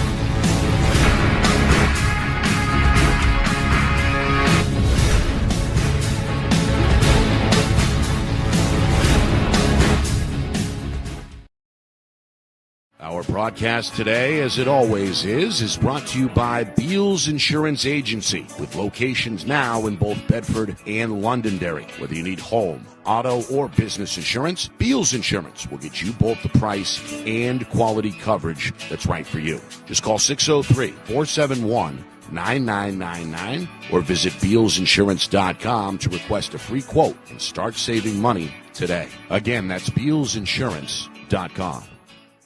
How can you reach your team's fundraising goals at no risk and no cost? MG Sports offers a variety of products to make your team's fundraiser a success. Their products include tickets and discount cards to hundreds of local businesses. MG Sports now has a digital platform where athletes can raise funds in the comfort and safety of their own home. Don't waste another season. Raise more funds than ever before and become another football program in New Hampshire that sets fundraising records every season. MG Sports, fundraising made easy. Visit mgsportsfundraising.com to start raising money for your team today. The New Hampshire Tomahawks promote the highest level of club lacrosse competition, not just in the state, but in the country. Looking to get recruited? Director Chris Cameron keeps an open dialogue with the nation's top college lacrosse coaches. Over 400 New Hampshire Tomahawks alumni have played at the college level, including the ACC, Big East, Big Ten, Ivy, NESCAC, NE10, and more. The New Hampshire Tomahawks coaching staff has over 100 coaches, including current high school, varsity, and college coaches. The Tomahawks offer training for players of all ages, clinics, camps, and leagues, along with spring, summer, and fall elite teams. So play with the best. The New Hampshire Tomahawks, showcase and development for college lacrosse. Visit NewHampshireTomahawks.com and girls.nhtomahawks.com. Hey, I'm Chad, the owner of New Hampshire iPhone Repair. We're New Hampshire's most trusted and affordable repair shop for your iPhone, iPad, iPod, and even Android needs. Don't worry, we're affordable, reliable, and we back our parts with a lifetime warranty. And do you know what the best part is? No, what? We can repair your phone while you wait. I know, that's why I'm here. Oh, I know, Mrs. Green. Here's your iPad, good as new. Bring your phone into New Hampshire iPhone Repair today. Buy local and save big. For over 26 years, Spectrum Monthly has been providing great local offers from businesses in New Hampshire and Massachusetts, delivered to your mailbox every month. Spectrum is chock full of savings from your favorite businesses. From local restaurants and retail stores to entertainment, fitness, and home improvement services. You'll have easy access to thousands of dollars in savings, including exclusive offers for Spectrum readers. Our broadcast today, as it always is brought to you by Beals Insurance Agency, with locations now in both Bedford and Londonderry. Whether you need home, auto, or business insurance, Beals Insurance will get you both the price and quality coverage that's right for you. Just call 603-471-9999 or visit BealsInsurance.com to request a free quote and start saving money today. Again, that's BealsInsurance.com. The New Hampshire Tomahawks promote the highest level of club lacrosse competition, not just in the state, but in the country. Looking to get recruited? Director Chris Cameron keeps an open dialogue with the nation's top college lacrosse coaches. Over 400 New Hampshire Tomahawks alumni have played at the college level, including the ACC, Big East, Big Ten, Ivy, NESCAC, NE10, and more. The New Hampshire Tomahawks coaching staff has over 100 coaches, including current high school, varsity, and college coaches. The Tomahawks offer training for players of all ages, clinics, camps, and leagues, along with spring, summer, and fall elite teams. So play with the best. The New Hampshire Tomahawks, showcase and development for college lacrosse. Visit NewHampshireTomahawks.com and girls.nhtomahawks.com. How can you reach your team's fundraising goals at no risk and no cost? MG Sports offers a variety of products to make your team's fundraiser a success. Their products include discount tickets, cards, and calendar raffles to hundreds of local merchants throughout the New England area. Don't waste another season. Raise more funds than ever before and become another football program in New Hampshire that sets fundraising records every season. MG Sports, fundraising made easy. Visit mgsportsfundraising.com to start raising money for your team today. Colonial Printing is family owned and celebrating 50 years of quality print services for New Hampshire businesses and can help yours as well. Whether it's creative design, digital or offset printing, or banners and signs, with state-of-the-art technology, unlimited industry sources, and the ability to think outside the box, Colonial Printing will help you get your job done. To see their full list of services, promo products, and portfolio, or to request an estimate, visit colonialprintingnh.com. That's colonialprintingnh.com.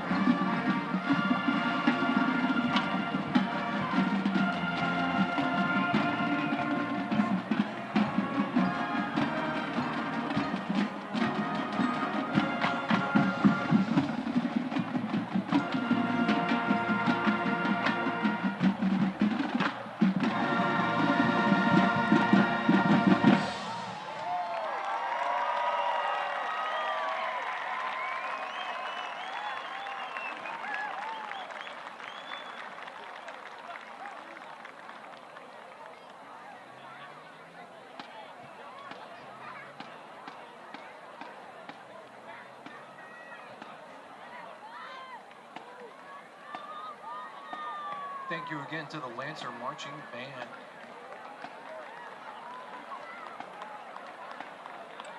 The Salem High School Blue Devil Marching Band in color guard is under the direction of Mr. Marty Clausen. He is assisted by Anders Benson, Jacob Witten, and Ed Jack.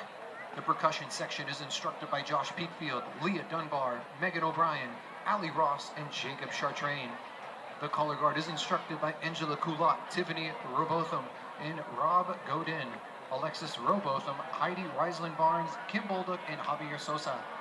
Drill instruction is by Carl Sarf and Peter Correa. The drum majors are AJ Roberge and Justin Baldridge.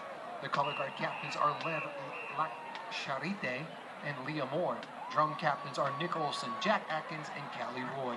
Soloist is Kaylee McSheehy. We hope you enjoy this year's show, When the Forest Calls. The music is compromised and arranged by Ian Grom and John Mapes.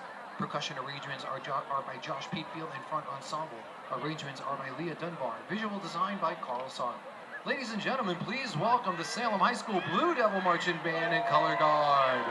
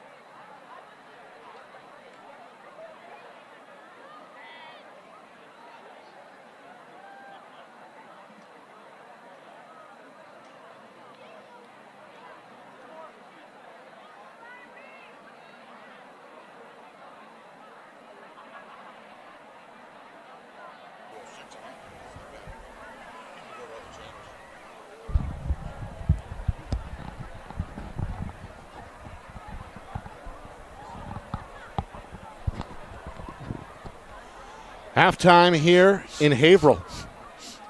Londonderry enjoying a 9-0 lead over Salem in our season opening edition of our Friday Night Lights New Hampshire Game of the Week, presented by Beals Insurance. Nick Anastas, Steve Beals with you. Two of the top 5 in the New Hampshire Union Leader preseason power poll meeting here tonight. This one technically a home game for Salem, but Grant Field is under renovation. They're trying to switch over to turf in Salem. So this is the Blue Devils' home away from home. Well, Londonderry got off to the start that Coach Lozon was hoping for. His defense forced a 3-and-out on Salem's opening drive to begin the game.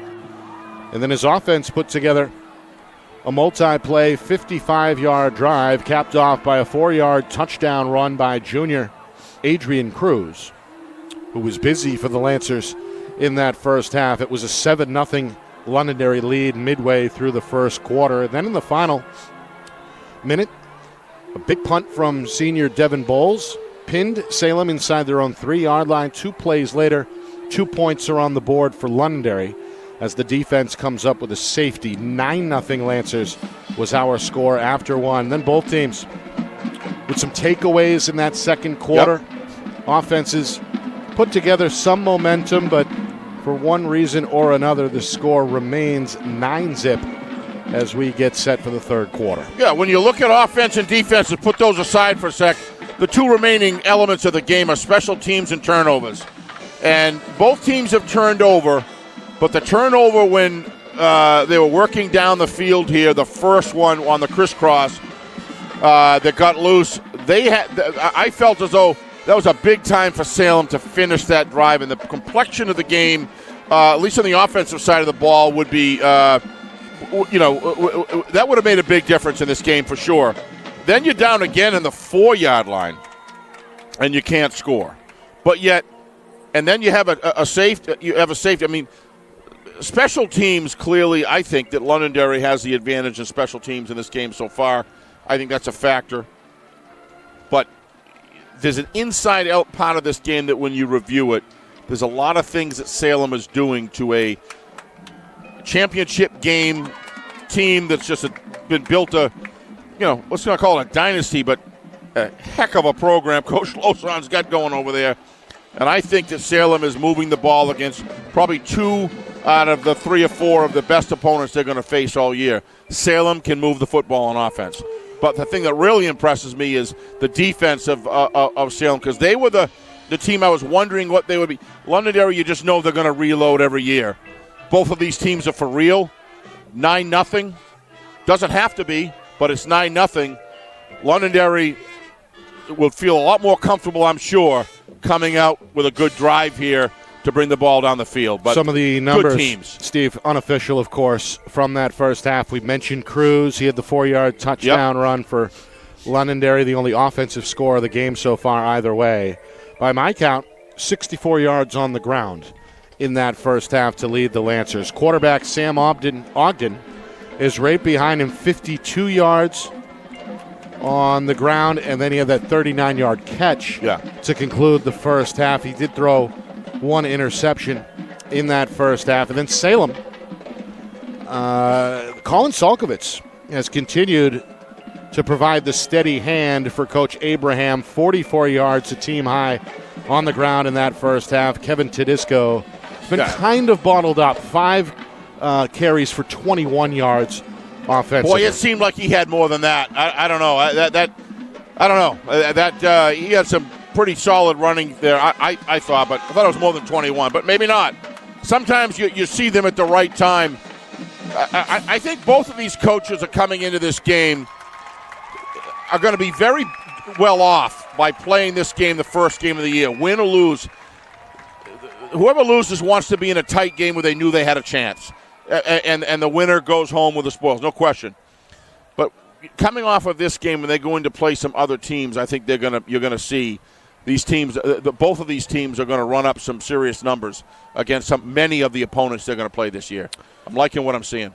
Well, as we know, Week 1 kicked off tonight statewide, and we've got some scores here, Steve. I know you've been anxiously awaiting. Always am.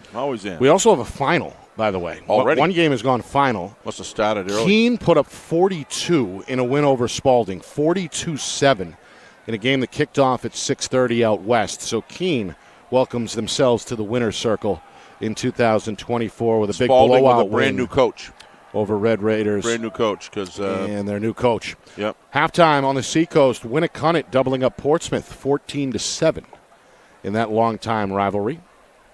Where is that? Is that second half now? Or at halftime? Second half about to begin. Okay. Pinkerton facing Andover in an out-of-state matchup. Astros with already 27 points on the board late in the second quarter. A 27-17 lead over Andover. I have to tell you what I think of that program. Also at halftime, Wow. Exeter in a D1 East battle, blanking Dover, 21-0 Blue Hawks. They're solid. Roger's been saying that. At the break. Goffstown had a tough year last year. Looked good last week. Tough. In the Queen City Jamboree, right now a 14-7 lead over Concord at halftime. A tough bunch of players there. Rebuilding. Late in the third quarter, the 2-time defending Division I champion Bedford Bulldogs are all over Nashua North right now, 28-3 with about 2 minutes to go in the third quarter. Say that again. I was getting chips dropped to me here. What was that one? Bedford 28-3 over North late in the third. Bedford's for real. And then in D3, Monadnock, the 12-0 shutout going at halftime over Somersworth. And is your alma mater playing tomorrow? Tomorrow. Yeah, that's what I thought. West will take on Pembroke at 2:30. Wow. Speaking of tomorrow, we'll be on the air in Wyndham for a D1 matchup between the Timberlane Owls and the Wyndham Jaguars. Second part of our opening weekend doubleheader. We'll be on the air at about 12:45 ahead of that 1 o'clock kickoff. All right, Steve, we've got a couple of minutes here before the third quarter begins. Any adjustments you see either head coach making for the second half? Well, I would say, I don't know if you call this adjustment. If I was Coach Abraham, he's got a grouping there offensively, about 7 or 8 plays that they are executing extremely well. Clearly getting off the ball well, and they're penetrating that great Lancer defense when they need to. I don't think I would get too tricky here because Lancer, at least in the first half, played base defense pretty much throughout the whole half. No need to be looking to counter back or run that. Your offensive linemen are getting it done. As far as I expect that if they get in a situation, they being the Lancers, get outside of their own 40 and into midfield, I would expect you're going to see him open up a little bit in the got nice weather here. Clearly the breeze has calmed down. We don't really have that breeze anymore. And he's got Sam Ogden. I think he looked very solid today here in the first half. Got total command of his team. And then he brings in Veer in key situations, and he gets it done. So he's got some nice stuff. I think you're going to see him open up a little bit here. Both these quarterbacks have a gun, Nick. No question. Yeah. They can fire a football. Other than that, keep doing what you're doing. On both sides offensively, they're able to run the ball. I think both of these teams are going to do damage to other programs. I really do. As we talked about, the power poll released earlier this week. That's a poll conducted amongst media members statewide. Steve, you and I have a voice in that poll. Londonderry opened at number 2, Salem at number 5. Of course, defending D1 champion Bedford was again the top pick at number 1. This is the other day, our picks this week is the worst time because you haven't seen the teams. Right. Now it's going to be great to be able to, look a lot of video this week or this weekend, see the scores, see how they match up, and we can start to put together. But overall, I'm not unhappy with what we put forward there as the power polls, a group of media people. I don't think it's far off. Right. All right, Londonderry will receive to begin the second half. They've got a 9-0 lead on the board and a large student section at their back. By the way, it seems like jersey theme is in effect tonight for the Londonderry students. A lot of old school jerseys down there. I see a Bledsoe along with some of the newer stars, Mahomes. There's some hockey jerseys, even soccer mixed in. And then with Salem, they've got that kind of hard helmet go-to-work theme going with the bright yellow work vests. They're off 2 hour left. Malik on the return, works his way up to the 30, but he's taken down right there. That's Salem's Logan Bovair Elliott. The junior fired up after the open field tackle. Getting some love on the Salem sideline. Still a pretty good return, though, for Malik as he sets up Londonderry at their own 30. 1st and 10. Londonderry has had the advantage when you look at least at the first half in terms of starting field position. Londonderry usually, more often than not, started near midfield on one side or the other of the 50 here. Actually, it's their worst starting field spot yet at their own 30. I got a question for you. Sure. Do you have the time of possession? I do not. I would love to know what that is. I have to say, it's got to be pretty even. Perhaps our friends over at Salem TV, they got every stat under the sun. Every stat under the sun. These guys are great. And not only tonight, but meanwhile, an early timeout here by Londonderry. Not expected. Just 21 seconds into the second half, but Coach Lozon going to burn one here to address the offense. I've seen him do this before. If they come out in the second half sometimes and they're not. Sometimes he'll do this to say, "Look, guys, we're in a football game here against a very good Salem team." He's done this before, and I've seen it. And he knows his players. He may have seen something. Hey, guys, don't just think it's going to come easy here. You better be careful. We got to execute right now. I think he sees this as an opportunity to put some points on the board and get 2 scores ahead, Nick. And that's going to be that's what he's after right now. Certainly a key drive It really is. With his team up 9-0. All right. So after the quick word in the huddle, Coach Lozon is back on the sideline, and his offense appears ready to go with 2 backs in an I formation behind Ogden, who is under center. Salem will stay with that 3-down lineman set defensively. They hand off. It's Palma. Breaks the tackle. There's a flag on the play. The senior has a first down if it stands as he trots along the sideline. But again, there's a flag down in the backfield. I think you're going to get a hold on the right edge, Nick, there. I'm pretty sure. It looked like there was a tug on the outside there.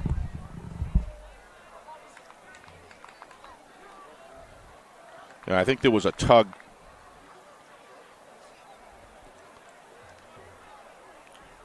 But that's going to march him 10 yards back. I believe it was the referee himself, Michael Barbarian, who threw the flag. Yep.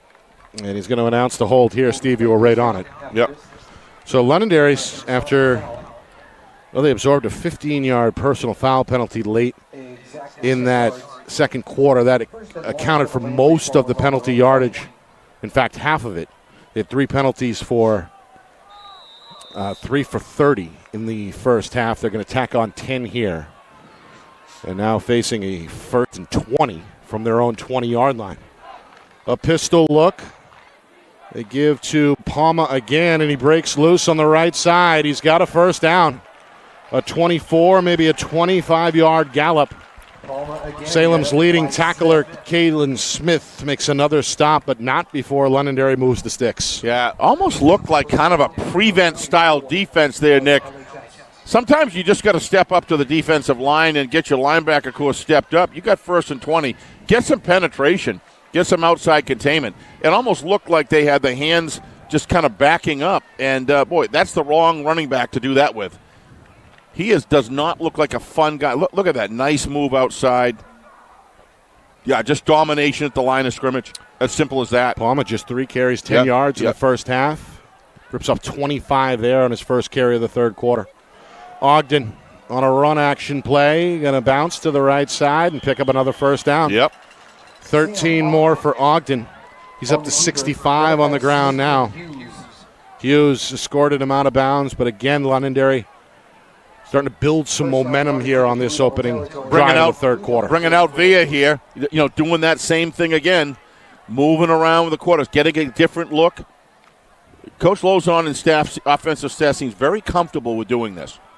Villa responsible for that big 39-yard hookup with Ogden to bring the first half to a close. Here's the 6'4 senior under center. Handoff, Palma again trying to bounce. Tedisco is all over him, hoping for help from the pursuit, and there it is. They finally drag him down after a 3, maybe a 4-yard carry to set up 2nd down and 6. Good defense there.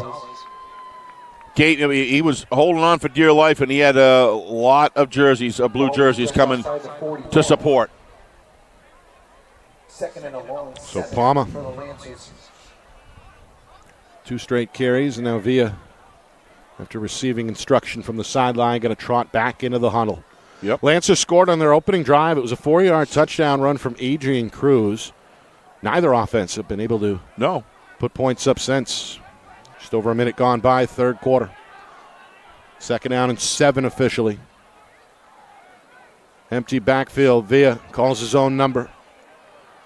Stiff arm. Trying to stretch this thing to the near side. He's met at the boundary and tackled inbounds. He's going to be short. Looks like by a yard or so. Oh, more than that. Yeah, they must have got him out of. He must have stepped out of bounds, Nick, earlier. I believe it's Aiden Shikrala. We were a little confused with the jersey situation in that first half for Salem, but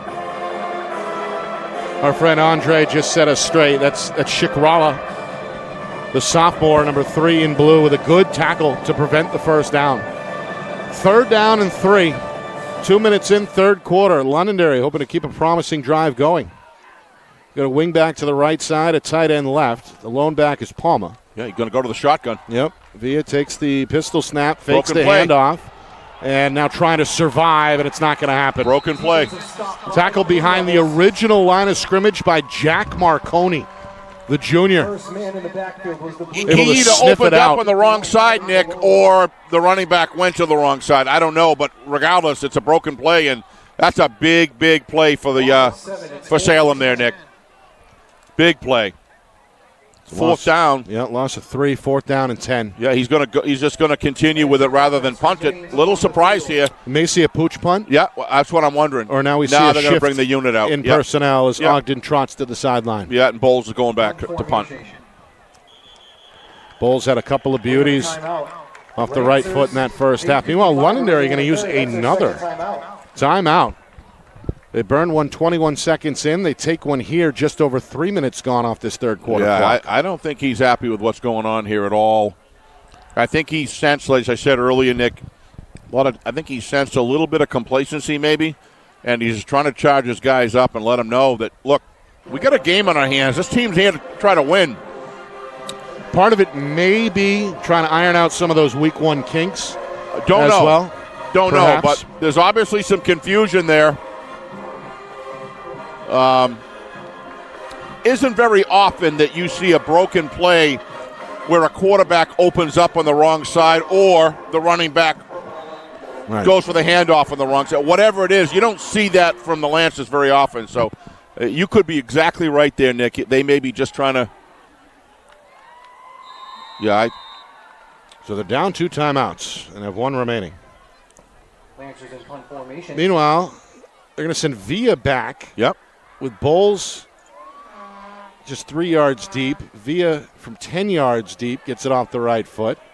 His first punt of the night lands inside the 20, rolls inside the 10. It's alive at the 5 and down at the 2-yard line. Lancers continue their advantage, Nick, on special teams here. You know, it's you got a great defense in the Lancer defense. They're really in a situation here where how many times has Salem, Nick, started off, deep in their own zone. One time, a safety. Well, it's the same spot. It's a 3-yard line. Same spot, yeah.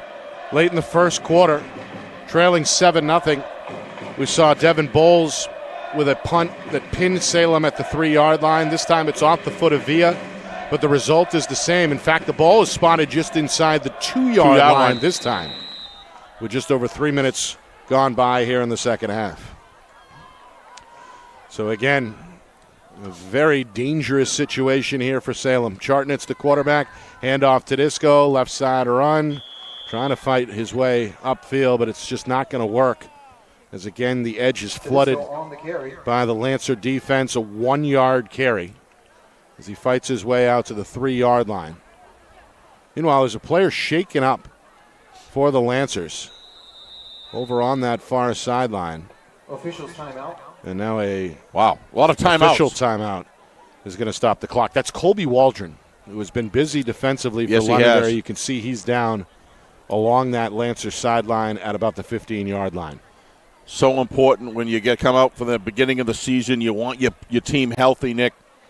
As you're beginning to develop. There's a second Lancer down as well on the field. Oh, boy. So 2 Londonderry players shaken up.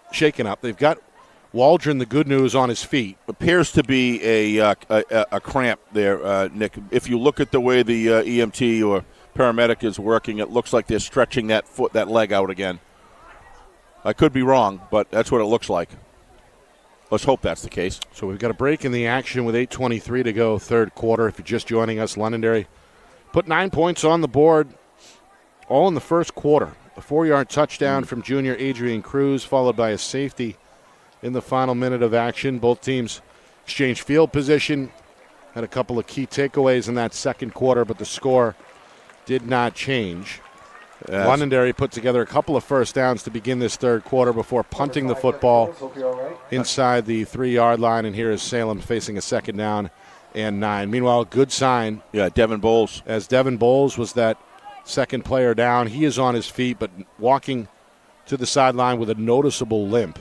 Yeah. And meanwhile, Waldron is continuing to try and stretch himself out. So 2 key players for Londonderry right now out of the game. I could be wrong. Could be wrong, Nick, but I think that's a cramp that he's trying to stretch that thing out. Second and 9. Tedesco, full head of steam. First down and then some. Here he goes. The senior in a foot race. One man to beat, and he is gone. Wow. Tedesco, a 97-yard touchdown run, and Salem is on the board. Wow.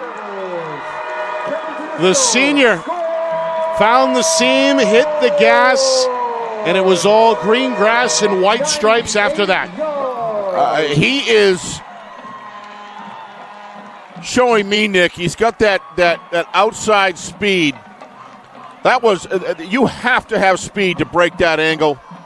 Now we got somebody else cramping up over here on the Salem side. Looks like he's Nelson. It wasn't Nelson. He's helping. It's Aaron Masson. Who's number 2? And Kalen Smith is number 2. That's 2. Yeah, Smith. Yep. Masson is on the field. Smith. Wow, what a great run. I think Smith is still in the game on the edge. Picked up a really nice block here early on, Nick, and he was able to. He's such a good runner. He knew when to cut inside, then bolted out to the sideline. He terrific run, and it's good. The kick is good. So 9-0 becomes 9-7 after a 97-yard touchdown run by Kevin Tedesco. Nick, I have to say, there's a reason why a head coach, experienced as Coach Lozon, and calls 2 timeouts. Clearly he was on to some, I think he just senses a little bit of, I don't know what you'd call it, a little bit of complacency, if nothing else.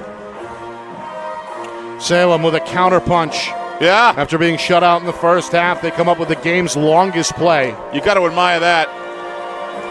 Tedesco relatively quiet, in that first half, not quiet now. He's a guy who Coach Abraham said was a kind of a quiet kid through the first 3 years in the program, but now as a senior has really taken that leadership role by the horns. As it should have. And leading by example there with that long touchdown run. Exactly. Good breakout speed there to beat the angle. So now the onus is on Londonderry to answer the bell after the defense surrenders a score for the first time. Meanwhile, a squib takes a high bounce, handled by one of the up men for Londonderry, who makes his way to the 40. Lancers recover the kick. Maybe the 41. They'll take over just north of their 40. That was Damian Dawson on the return for Londonderry. 4 minutes in, third quarter. We've got ourselves a game now, a 2-point difference at 9-7. Well, Londonderry, they turned the ball over twice in that first half. 1 fumble lost, 1 interception. Yep. And on their opening drive in this third quarter, pieced together a couple of first downs, but ultimately had to punt, hoping for some sustained success here on their second drive of this third quarter. Yeah, they're going to have to get things back in order here, Nick. It looked to me like they came out a little flat in the second half. Let's see if this wakes them up. Salem, they're not quitting. You can be sure of that. Cruz on first down with room. First down and then some. Cuts it up the middle and deep into Salem territory. Yeah, he's impressive. All the way to the 38-yard line. 22-yard pickup there for Cruz, who has been the go-to back tonight for Coach Lozon. So both offenses here just lighting it up. On the run game. Not to be forgotten, some outstanding blocking here on these runs on both sides, both offenses. Terrific job. Look at that. Nice cut outside. The 11th. Following his blocks. 11th carry tonight for the junior Cruz. Yeah. Who had 64 yards unofficially in that first half. He's going to shake and bake and get his way to the second level here before he's tripped up inside the 35 at about the 34-yard line. A gain of 5. Yep. To set up second down and 5. Yep. Masson and company over there for Salem on the stop. Nelson give it credit for the tackle as well. I wasn't sure if he was going to get himself back in the game, but looked to me like he obviously got cleared, and he's out there again having a factor. Good lineman. Good to see Kalen Smith, who may have been dinged up on the touchdown play. He's in there defensively for Salem at corner. Another pistol look with a wing to the right. They fake the handoff. They keep it with Ogden, and the quarterback's got a first down and then some. He's in the red zone. He's inside the 15 before he's chopped down at the 12 by Walton. Love his decisions. He's a smart runner. He can smell a hole, and he can smell open space. Inside the Blue Devil red And he zone. understands the concept of north-south really well. He only moves laterally strategically, but his whole tendency is to run north-south. 21-yard pickup for Ogden. What I'm most impressed with, even more than that, is that you feel when he's in there, he manages the game well. Took a lot of snaps last year as a junior. He did. Including, I believe, Steve, the majority of the championship game snaps against Bedford. Yep. Here he is again in the pistol as we near the midway point, third quarter. First carry here for Ingles. It's either Jordan Ball or Brennan Cray, one of the two sophomores. That's the Lancers, number 1, Jordan Ball. It's Jordan Ball, 5'10", 215, Steve. Yeah. Give credit. NFL size in terms of running back. Bowling ball. He gets 8 there on his first carry. So, yep. Looks like the defensive tackling here, Nick, on both sides is not as crisp as it was and technically efficient as it was, or proficient as it was in the first half. see fatigue perhaps. Yep. Bears its ugly head at some point. Coming up on the 5-minute mark, third quarter. Lancers looking for some more points here to widen the gap. They hand the ball again. This time the right side run is snuffed out at the line of scrimmage. That's Hughes, one of the emotional leaders for Salem, in on the stop. In fact, they're going to lose 2.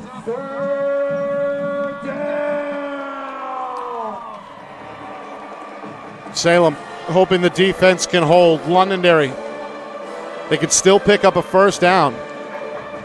If they could somehow find a way to pick up about 3 yards here. The marker is just inside the 3-yard line. The football just inside the 6. Ogden having a quick word with Ball. Ball going to stay in the game here. Ogden going to go under center and put Dawson in motion. He takes the snap. It's a sneak. The senior goes straight ahead and I believe has a first down. A good line surge right there, Nick. I like the call. You run. You run Dawson in a jet motion, Nick, which just forces the outside linebackers to stay home, forces the cornerback to stay home, and the defensive end's got to maintain outside position as well, and that's what allows that middle surge there. You got Binder and company there. That's going to get the first down. I like the call. A lot of weight up front. Almost like a wedge play, really. 5 yards for Ogden on the carry. First and goal with the ball just inside the 2-yard line. Suddenly the quarter starting to move a little bit here, Steve. Down to 4 minutes. Burning clock. Crowd chanting defense, same play. It's a sneak. Ogden trying to sniff out the goal line. Did he get in? Yeah, I think he's in. Londonderry celebrating, and the officials now say touchdown. Yeah, he's in. A 2-yard touchdown run for Sam Ogden. So a 97-yard touchdown by Salem moments ago, answered on this drive by the Lancers. Sam Ogden doing most of the heavy lifting there.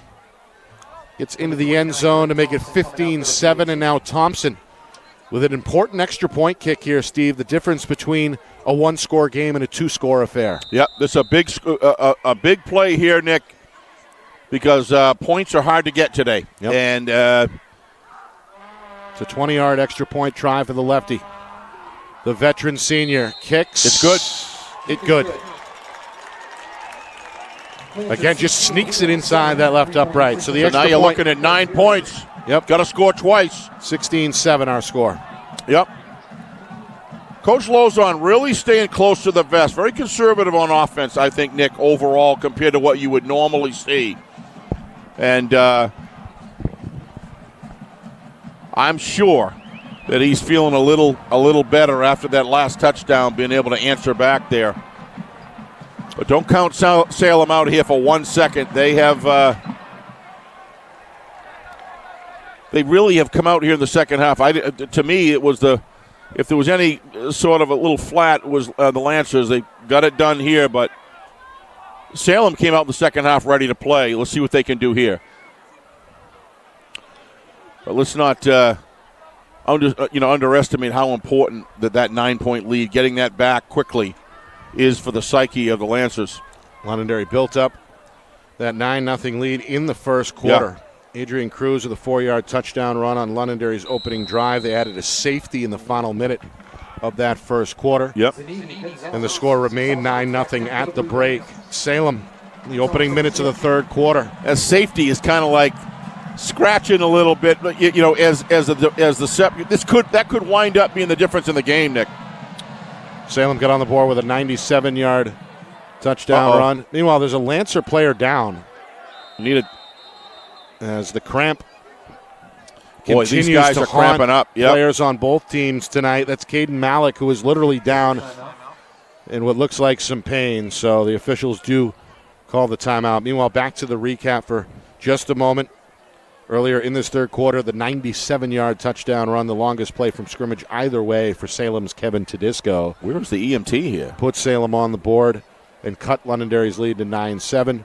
Lancers pieced together a 7-play drive and cap it off with a 2-yard touchdown run a moment ago from Sam Ogden. 16-7 here with 3:46 to go in the third quarter. Yeah, like I said, I mean, this thing could very easily wind up to be decided by a safety.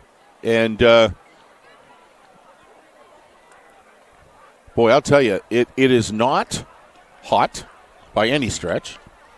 I don't think it's overly humid to, really.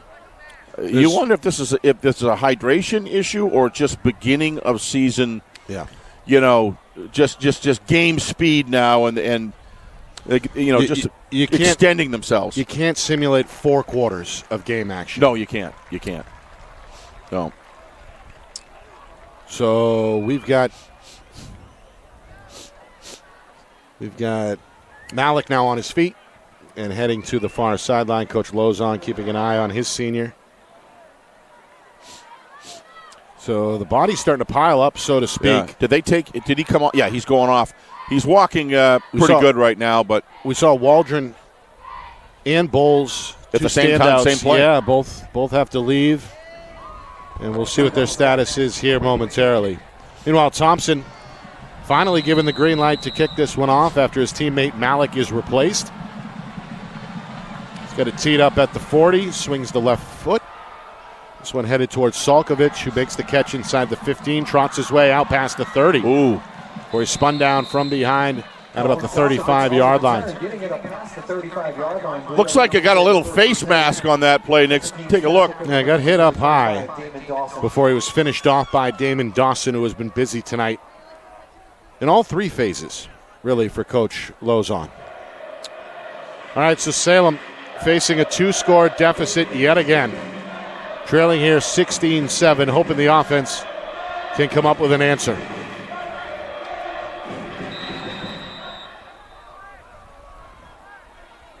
So a number of different players take snaps. Got that right. As quarterbacks. So at least 3. And here we see Christopher Goss. Uh-oh, fumble. Faulty handoff. Salkovich trying to fall on it and does so. The sophomore does recover, but it's the second one tonight, Steve, that quarterback-running back exchange has ended up with the football on the turf. Yeah, but you're seeing it on both sides. To me, they're trying to run, full speed on these handoffs, and there's still some stuff that's not quite, at a 10, at a dialed at a 10 yet. And still a lot of good execution out here tonight, but some things just kind of need a little bit of work. 2nd and 12. Rollout. This time it's Chartnitz. Lowers the shoulder and is dropped.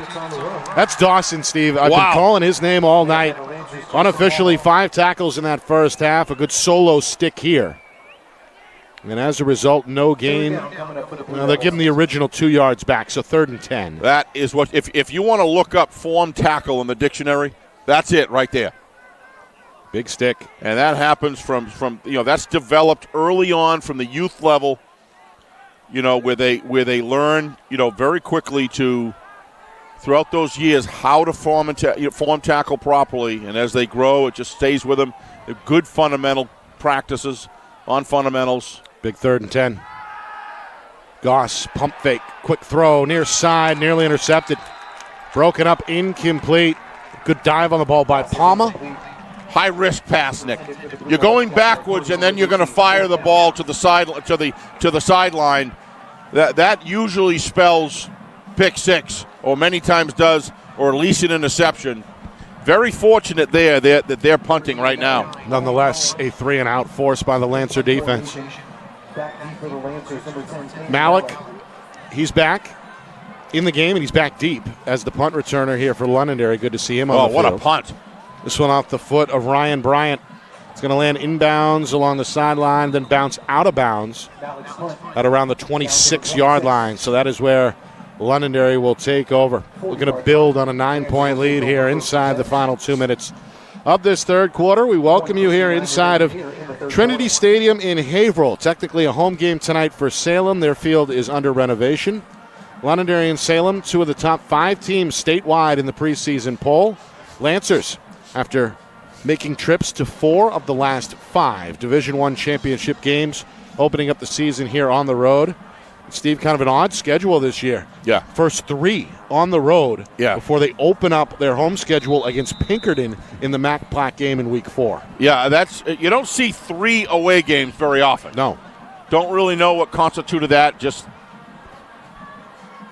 it's the way it worked out. Pitch to Cruz on 1st and 10, in some trouble in the backfield, but that speed bails him out. Still gets 4 yards. As he picks up 4 in the end. Tackled by Hughes, who's lost his hat on the play. But 4 more for Cruz as he's working his way now, Steve, towards 100 on the ground. Yep. In fact, unofficially 95 yards. Give him the ball again. Carries. Get him his 100. 2nd down and 6 coming up. Final 90 seconds of this third quarter. And again, the officials blow the whistle. What is going on? A few fits and starts here. They're going to make Hughes come out for at least one play because he lost his helmet. Yep. That's the same rule we see in the NFL. Yep, NCAA, you're supposed to have somebody there checking it, and that's what they're going to do. He's got it off right now. Something's up. He's hitching to get back in. Yeah, you can tell. He's racing. Help me. So now we're ready to go. With $1:20 to go, third quarter. Well, again, it's Cruz. Is the tail in the pistol here. Wing back left side. Coach Lozon flashing hand signals. Yep. Which usually indicates an audible. They keep it with Ogden. He goes straight up the field. He's met and tackled by Jack Marconi, who has been busy for Salem. Depending on the spot, I think he's got it. Very close. They're going to move him back a little bit. It's going to be really close now. 3rd and about an inch. Yeah, they're going to say he's about a foot short. Must have had his knee down, I guess. Well, they do give it to him. Yep. Oh, they do? So a 6-yard run in the end. Seen that a few times tonight as well. Yeah. Never realized how much subliminally I pay attention to the yard markers on the side and how nice it is to have those. 1st and 10. This could be the final play here of the third quarter with just 15 seconds remaining. Handoff. It again is Cruz, and again, he's going to make something out of nothing. A 5-yard pickup left side. Yeah, Coach Lozon picking up 5 or 6 a whack here. He's going to be perfectly happy with that. Grinding this clock down, Nick, with essentially a 2-score lead. Tackled by Hughes, his team-leading 7th stop. All right, that'll do it for the third quarter. Londonderry here on the road with a 2-score lead. Can the Lancers hold on, or does Salem come back in Week 1? We find out next. Fourth quarter on the other side. You are watching our Friday Night Lights New Hampshire Game of the Week, presented by Beals Insurance.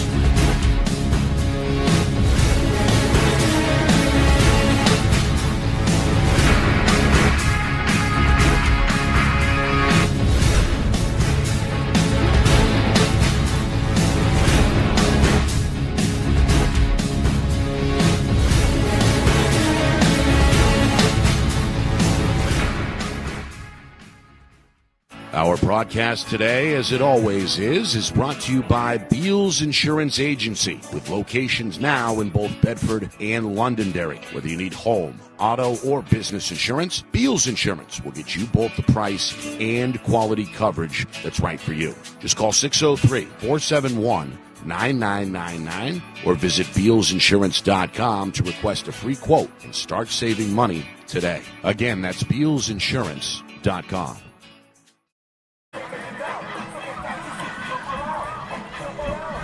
Well, 16-7. Our score as we head down the home stretch. Final 12 minutes of regulation. Start of the fourth quarter here at Trinity Stadium in Haverhill, Massachusetts. Nick Anastas, Steve Beals with you in our Friday Night Lights New Hampshire Game of the Week presented by Beals Insurance. A Week 1 matchup between two of the top 5 teams in the state, at least according to the New Hampshire Union Leaders preseason power poll. Adrian Cruz has been the go-to running back tonight. Londonderry, they call his number on 2nd and 5. He actually loses a yard. Masson, who has anchored that defensive line tonight for the Blue Devils, comes up with the stop. I'm just not seeing the kind of, fluid management from the quarterback position with the other quarterbacks, Nick. Ogden seems to me to be the guy that's really in command of this offense at this current time. Totally understandable this time of year, but that's the way it seems to me. Ogden in now. Big 3rd and 6. Receiver each side for Ogden, who's under center. There's There's movement along the Salem defensive line. Well, that'll open up the playbook for Coach Lozon with 3rd down and half a yard. The nose tackle, sophomore Xander Wood. He may be the guilty party as the youngster hangs his head. Yeah. Steve, that is, I believe, just the 3rd penalty tonight against Salem and their 1st since halftime. Yeah, a pretty clean game that way. I see both of these teams, Nick, being able to take from this game, and we've still got a quarter to go here. A lot of football left. But regardless of what happens here, these first 3 quarters, there's a lot both of these teams can take and improve on, and they're already good. So that's a free first down, though. Some timing stuff, those. I guess it was 3rd and 5. So 3rd and 5 becomes 1st and 10 after Salem's 3rd penalty. Still, I'd imagine if it ends up being just 3 for 16, Coach Abraham will take that. Yes, I would agree. We've seen 4 against Londonderry for 40. First minute, fourth quarter. 1st and 10 as Londonderry approaches midfield. Salem with some extra bodies in the box. Man in motion, handoff, sweep, and nowhere to go. Just a tremendous job. Tremendous job there by Walton. It's a 3-yard loss. Did he just blow this up? John Inglesi stopped by Walton. Walton, of course, a big two-way player for Coach Abraham these last couple of seasons. 2nd down and 12. Wow, what a terrific play. Both coaches with one eye on the clock. Yep. At this point, already a minute in the book. Cruz hesitates, is hit in the backfield, shakes off a man, breaks a 2nd tackle, and then lunges his way down the sideline for what's a pretty good gain in the end. Basically busted 3 tackles, Nick, before they brought him down. This kid's special from the standpoint of how he runs. He breaks through tackles and still gets them 4 or 5 yards. Got 7 there. And that puts him over the century mark tonight. I'm not surprised. He's been Londonderry's go-to guy. We spoke with Coach Lozon last night on our FNL Gridiron show, our weekly show Thursday nights, and he said he's got a big future. Ogden. Wow. They keep it with the quarterback, and the senior delivers on 3rd and 5. A first down and then some. Boy, he gets it done. Meanwhile, Smith, the tackler, a little shaken up after the stop. You see some hands on the hips now from some of the Blue Devil players, Nick. That's the back judge, Tim Leaf, down there asking if Smith is okay. And you could see he's in pain, but he's refusing to leave the field. Nope. He's a gamer. Meanwhile, Londonderry taking their time in the huddle here. They're looking to really run the play clock down each and every snap to as low as they can. And I think Smith is very happy to have this break in the action here. Look at mouth guard back in. Come on, let's go. Tough kid. Tough kid. 1st and 10, Londonderry. Ogden at the controls. The football spotted at the Salem 37. Handoff. This is Palma. He's got a room up the middle. He's got a first down. chop down at about the 25, maybe the 24-yard line. I don't know if this was Binder, Nick. I'm going to find out who this lineman was. I couldn't really tell. We're so far away from the field, but watch. Meanwhile, they give 12 more officially for Palma. Starting to have a big second half 51, as well. 51. What a great cross block there. 41 of Palma's 52 yards on the ground have come here since halftime. It says 51 is Tucker Bamberg. I'm sorry, not Tucker Bamberg. I'm sorry, from Salem. I got the wrong. For Salem, Jack that's Marconi. Yep. What a terrific block by Jack. Play fake. The throw. Ogden looking for the end zone. And it's dropped and incomplete. Well, the intended receiver was usually the sure-handed Mason Paquette, who got the step on the defensive back, Kevin Tedisco, but couldn't quite reel it in under the lights here. It'll be 2nd and 10. If I may, I'd like to make a correction. Things are kind of going. It's tough to see up here. Dylan Tufts, number 51 from Londonderry, is the one that made that cross block. Terrific job. One of the starting guards. 2nd down and 10. Salem students trying to inspire the defense here with a chant of defense. Ogden hoping to keep the momentum going. Going to keep it himself. Makes his way to the 20. Shimmy shakes to the 15 before he's chopped down at about the 14. Ogden continuing to do damage on the ground. What I like is I mean, how many choices you want to talk about that are the right choices gets it done. So you just ran Ogden. Then you bring in Villa like that to give Ogden a rest. I mean, it's just a great way of. I like the way he's using these guys here. It does appear as though Ogden is the base starting quarterback, Nick, and then he's filling in to give him a rest when it's badly needed.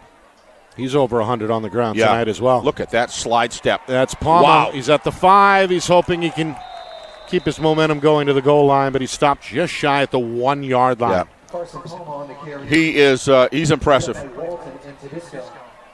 It's good for 11. And another first down, so 1st and goal. When's the last time you saw Londonderry use the run game to the extent they are? It's been years, really. I mean, they can always run it, don't get me wrong, but he's really, really building on that right now. I believe, Steve, we've only seen three pass attempts. I think that's it. The whole game. Meanwhile, Villa going to use his size down by the goal line to finish the deal. A 1-yard touchdown run for the 6'4 senior. And the Lancers now enjoying their largest lead at 22-7. Started to see some hands on the hips with Salem, Nick, about 7 or 8 plays ago. And this running attack is real. This offensive line is just starting to win individual battles, and then as a result, collectively winning the yardage they need. They're kind of taking over the game right now. And these are huge time eaters as well. So take nothing away from Salem, though. They have fought hard in this game. It's not over yet by any stretch. But Londonderry Lance has got to be feeling pretty good right now. Meanwhile, Thompson is 3 for 3 tonight on extra point tries. 23-7. Still a 2-score game technically. Yep. But the climb a little steeper for Salem now with just over 4 minutes gone by in this 4th quarter. Absolutely. I mean, that's 2 touchdowns and 2 2-point conversions. So not impossible. By no means. But certainly difficult here against a team as good as Londonderry, as we've talked about. They've had kind of that balanced approach, can run out of the spread, so to speak, in recent history under Coach Jimmy Lozon. Very versatile offense. Results have spoken for themselves. They've been to 4 state championship games in the last 5 seasons, 2 rings out of that in 2019 and 2021, back-to-back title game losses against Bedford the last 2 seasons. So Londonderry, again, apparently going to be on that short list of contenders in Division One. This attack with Ogden and Palma is something to watch here. I mean, it's how do you stop that for an extensive, for 4 quarters? If they're going to get their licks in, they're going to get their yardage. And there's some other supporting actors around them as well that have done a great job tonight as well. Salem. I thought Londonderry came out a little flat. Coach was after him. You could tell he was after him the whole first half of the third quarter, Nick, and had to spend now 2 timeouts on his opening drive of the third quarter. But since then, they have scored 2 touchdowns in their last 2 possessions. Absolutely. Meanwhile, big return for Zanini. Still alive along the sideline. Wow, what a great run. And all the way to midfield, or just about. I love their grit, Nick. Zanini looked impressive tonight, had an interception defensively back in that first half, and adds an impressive kick return to his resume here. Nobody's giving up here. They may give out, but they're not giving up, and that's got to please Coach Abrams. When you see special teams come out, going down 2 scores, everybody was out front blocking, doing their job. You have to look at that with your team, Nick. 1st and 10, Salem, one of their more favorable starting field positions tonight at their own 46. Tedesco up the middle, ball's out. And it may belong to Londonderry. We'll see. The officials are going to say Lancer football. Yeah, the misdirection has not worked well for them tonight, Nick. I think they've run like 3 that I remember, and 2 of them have been fumbles. So got to work on that. Takes a little extra time. Got to work on that in practice and get those handoffs down. The second turnover tonight for Coach Abraham. Steve Abraham. And you could see he's got to be a little frustrated at this point. He's speaking with the official, but of course his team has done a lot of good things tonight, but for whatever reason they have been under wraps with only 7 points offensively. Right. But they have been down, they have been driving and then it gets stopped. Right. They're down to the 4-yard line, down to the 27, I think. And they've had other chances moving down and lost possession. By the way, Steve, Colby Walden recovered the fumble for Londonderry. Good to see him back in action after missing some time earlier in the third quarter. They got a sophomore back here that's willing to fight. That's Jordan Ball. Yeah. Grind his way straight up the gut for a 9-yard pickup. He's in Salem territory, and he's got his team set up for 2nd and 1. Yeah, just a sophomore. Nice run. 5'10", 215. Nice run. His 3rd carry of the game. All the rushing attempts for the youngster have been in the second half. Just good management here right now. If he's game ready, let him get in there and get some varsity experience. Don't wear out your other players. Use that roster to your advantage when they're ready. He's been in the weight room as well. He's a pretty rugged-looking young man. 3 carries, 15 yards, all in this second half. Looks like he's got some jets in his sneakers as well. They fake to him. They keep it with Villa. He goes up the middle. He's hit at the line of scrimmage, driven backwards. Yeah. A lot of those broken plays today. Got to work on them this week. Gonzalez spearheading the defensive effort on the tackle attempt there, and they actually say no gain. Not sure if they were going to give him the forward progress and a first down. Instead, they say nope, 3rd and inches. Ball just inside the 45. We hit the midway point here, 4th quarter. Villa going to stay in the huddle. Scored a 1-yard touchdown run earlier in this 4th quarter. Hooked up on a 39-yard pass, which is the longest through the air tonight for Coach Lozon's club. And he's going to stick with him here on 3rd and short. Coach Lozon in direct communication with his senior quarterback. Salem with 4 down linemen. Long count. Finally the snap. Villa step to his left. Very close again. Band playing Neil Diamond, Nick. I'm a fan of Neil Diamond, but I don't think so much at football games. But that's typically a Fenway Park. Doing a good job at it. Yeah, we saw both bands. Did a terrific job, both of them. Doing a good job at halftime, a great job. In fact, 2 of the more acclaimed marching bands statewide showing off their talents, and they've been engaged throughout the 4-quarter process as well. Meanwhile, we've got a 4th and inches, 2 straight stops for Salem. Can they do it again to get the ball back? They're going to have to here as the clock ticking down inside of 5 minutes. Again, the defense chant here from the Salem fans. Londonderry can take a big step forward if they get a first down here. Under center, Villa left side, he's got it easy. Good decision there to. Dives down to the 36, actually a pickup of 4. Yep. Kind of straddled the line, went to the left gap. So 1st and 10, and that clock continues to tick. I think you'll see Villa probably carry it out the rest of the game at quarterback. Ogden's got to work out. He had a lot of runs tonight, a lot of carries. Unofficially over 100 yards for Ogden. Did a terrific job. At 52 at the break and 50 really plus like more. his acumen is for decision making. Villa in the pistol. Going to hand the ball left side. He's got a hole. Stiff arm. He's got a first down. He's inside the 20s along the sideline before he's forced out inside the 15 at the 13-yard line. You called it, Nick. Sophomore is impressive. Strong runner. Good for another 20 yards. So he's got 4 carries, 35 yards in this second half. That Londonderry soil seems to grow good apples and football players. I'll tell you. That's quite the combo they've got going. That's quite a combo there. That's some. Yeah, there are a few different orchards. Oh, my gosh, in Londonderry. Beautiful That's orchards. a good point. Yep. Meanwhile, defensive substitution for Salem. Coach Abraham going to take off one of his best players, at least for the moment. That's Hughes. Driving up Mammoth Road and those side roads coming home. And, boy, I tell you, there's some beauty. Beautiful countryside there. 1st and 10 from the 14. Ball up the middle. Works his way inside the 10 before he's ridden down by Tedisco. Tedisco is going to sleep well tonight. Yep. He is he barely comes off the field. Had a great run tonight. 97 yards, the longest play from scrimmage for either team. Yep. Cutting inside his lead blocker and then putting on the fourth gear.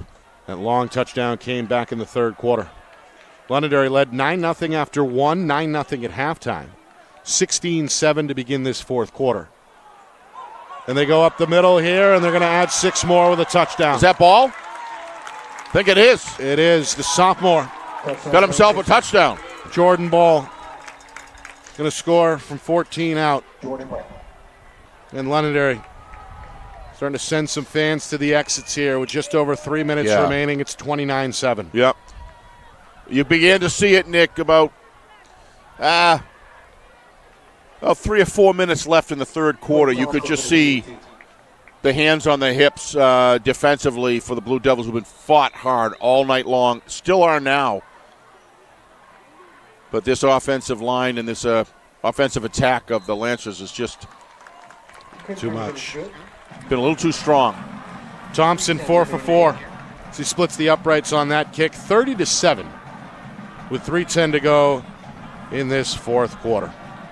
Coming up after the game, stats, highlights, analysis, and a look around the league as well on opening night statewide. Scores starting to flood the inbox as well. So a lot to get to. Don't go away, as we'll get the post game going very shortly after the fourth quarter ends. 3:10 to go, 30-7 Londonderry. Tomorrow, we're in action, of course, and we'll preview this a little bit more on the post-game show. Timberlane at Wyndham. 2 rivals, kind of new school rivals, and 2 good football teams. It's the second part of our opening week doubleheader. Kickoff at 1 o'clock. We're on the air at 12:45. Again, that's tomorrow. Timberlane at Wyndham. 2 programs that grow, have a year rebuilding, grow again. Really interested to see where both of those programs are right now. Timberlane and Wyndham both have proven their worthiness to be in Division I and be contenders. Right. Very excited about seeing where they're at. Both teams kind of outgrew the old Division II. They did. And belong in Division I. Yep. All right, 3:10 to go. Londonderry has now scored 14 unanswered points. No, 21. 21. Unanswered. Ranging to his left is Salkovich, going to field it off the bounce inside the 10, work his way to the 15. He stopped shy of the 20. Yeah, no way to go there. That's Londonderry's Brody Labby, the junior with a good special teams tackle. So one more drive here for Salem as they look to finish on a high note. But you can see, Steve, at this point there's a little bit of slump shoulders, so to speak, going on, hung heads. But this Blue Devil group certainly got a lot to look forward to this season. Yeah, they do. This is just the depth and the trenches began to take over. That's usually what happens in these games. And, they have defensively, they have tackled their tails off against Londonderry today and really have done a terrific job defensively, regardless of what's happened the last 7 to 9 minutes. But they're beat. Tired. Goss on first down. Going to roll out. Going to make something happen in space here. Lowers the shoulder and gets up to the 25-yard line. A 6-yard gain for Goss. He had a 36-yard connection through the air in the first half. He's just a sophomore. And that run right there that goes for 7 yards, his first carry officially tonight. I don't think I've ever, we were talking about this a little earlier, just want to reiterate, I don't think I've ever seen a Coach Lozon team that has passed as little as tonight.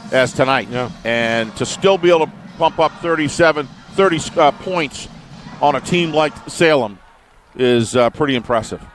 Goss with time on second down, throw a little low and incomplete. Had a window there for Connor Dowdy. I think he turned around the wrong way. The senior, the intended target, couldn't find the football. It's third down and 4.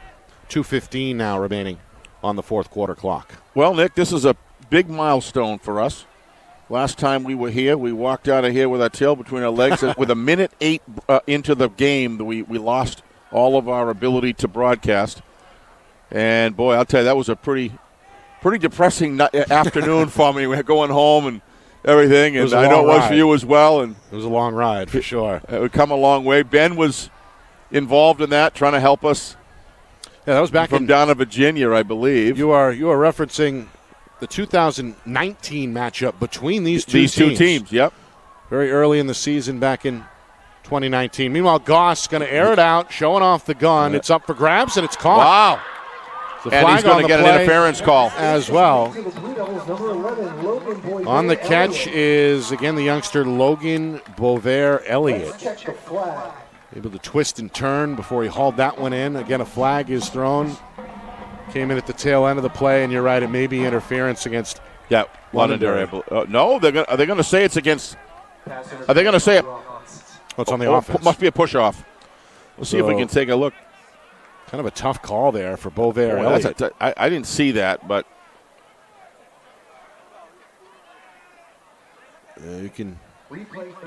we're privy to offensive line coach Steve Burns and his thoughts on the call. He's not pleased. Yeah, not too happy.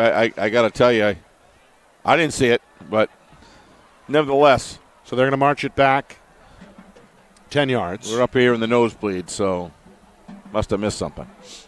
Salem, 2 penalties in the first half for 11 yards, 2 more for 15 in the second half. And again, Londonderry 3 for 30 in the first half, only 1 for 10 since the break. Yeah, really 3-4 minutes left, 5 minutes, maybe 6 in the third quarter. The game clearly just changed direction. Goss on a rollout. In some trouble, trying to they said keep his down. footing, but he slipped and apparently dropped his knee to the turf inside the 10-yard line. Fourth down coming up. That'll bring up 4th and a mile with $1:42 to go. So Salem again forced to punt the football. This one deep out of their own end. Clock is running. Final 100 seconds now and counting.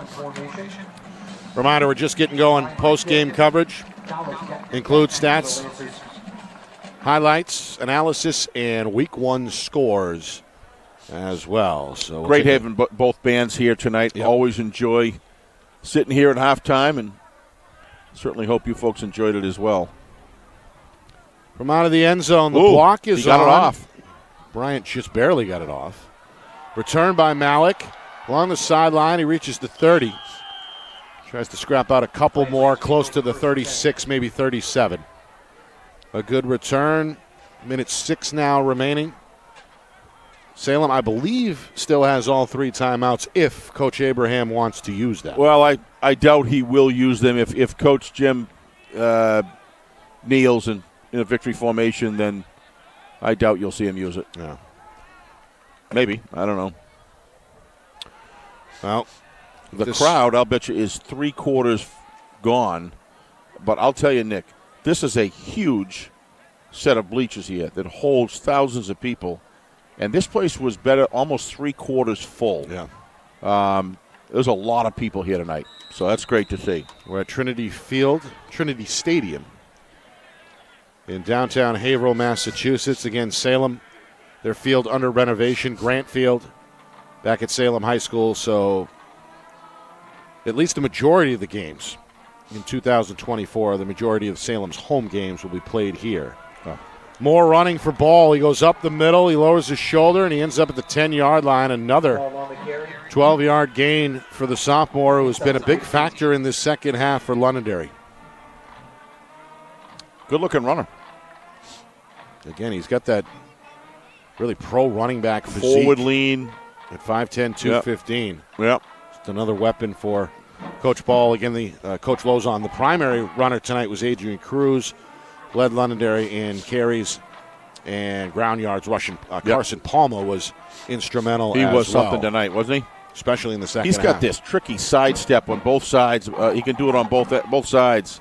Incredible. And Palma may have been the leading tackler tonight for Londonderry defensively as well. Final 23 seconds now. Yeah, he's going to. And this is victory formation for the Lancers. A high snap for a new quarterback, Sullivan Darren.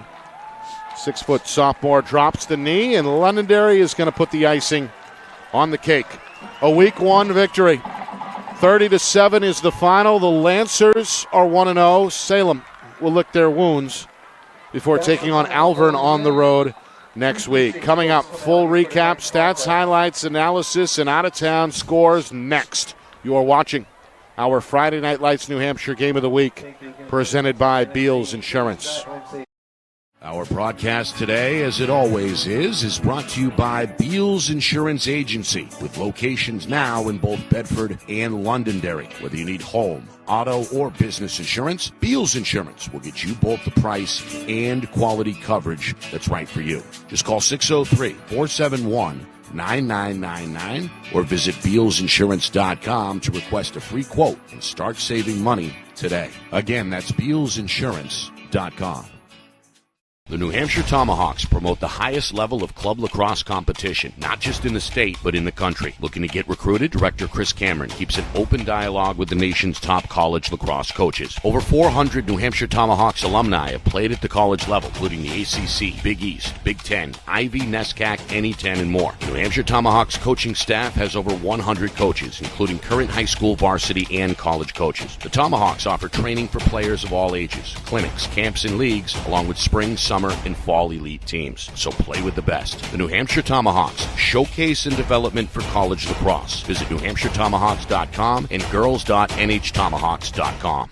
How can you reach your team's fundraising goals at no risk and no cost? MG Sports offers a variety of products to make your team's fundraiser a success. Their products include discount tickets, cards, and calendar raffles to hundreds of local merchants throughout the New England area. Don't waste another season. Raise more funds than ever before and become another football program in New Hampshire that sets fundraising records every season. MG Sports, fundraising made easy. Visit mgsportsfundraising.com to start raising money for your team today. Colonial Printing is family owned and celebrating 50 years of quality print services for New Hampshire businesses and can help yours as well. Whether it's creative design, digital or offset printing, or banners and signs, with state-of-the-art technology, unlimited industry sources, and the ability to think outside the box, Colonial Printing will help you get your job done. To see their full list of services, promo products, and portfolio, or to request an estimate, visit colonialprintingnh.com. That's colonialprintingnh.com.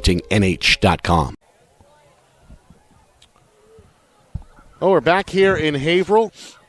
Final score, Londonderry 30 and Salem 7. Nick Anastas, Steve Beals with you. Matchup of 2 of the top 5 teams statewide, according to the New Hampshire Union Leader preseason power poll. This one got off in Londonderry's favor. After a 3-and-out, defense set up a short field. Lancers cashed in a multi-play 55-yard drive, topped off by Adrian Cruz, the junior, who had over 100 yards tonight on the ground, 101 unofficially. A 4-yard touchdown midway through the first quarter put Londonderry in front 7-0. Final minute first quarter. The defense rises after a good punt by Devin Bowles. Pinned Salem inside their 3-yard line. 2 plays later, it's a safety on the board. 9-0 Londonderry after 1. Score held at 9-0 at halftime. Then the longest play from scrimmage went Salem's way early in the third quarter. A 97-yard touchdown run by Kevin Tedisco. He finished with a $121 on the ground, 97 on that one rush alone. Salem had some optimism there about midway through that third quarter. It was a one-score game at 9-7, but then the Lancers closed the door with 3 straight scores. Sam Ogden, a 2-yard touchdown run, 16-7, and that was our score going into the fourth. The backup, quote-unquote, quarterback, Alex Villa, topped off an impressive drive for Londonderry with a 1-yard touchdown run. That grew the lead to 23-7. And then Jordan Ball put heads to bed on a 14-yard touchdown run. The sophomore with 61 on the ground, all in the second half. His touchdown came with just over 3 minutes to go, and that put the game out of reach. Other numbers, Sam Ogden, great game tonight. 52 yards on the ground at halftime. He ends up as Londonderry's leading rusher, at least by my count, with 118 yards on the ground. He also pulled in a 39-yard catch. Adrian Cruz, as we mentioned, led the team in carries, finished with 101. Palma did a little bit of everything tonight, including make his mark defensively. Pretty good ball carrier as well, 62 yards by my count. And for Salem, as we mentioned, Tedisco really with that big rush accumulated for most of the rushing damage tonight for Salem.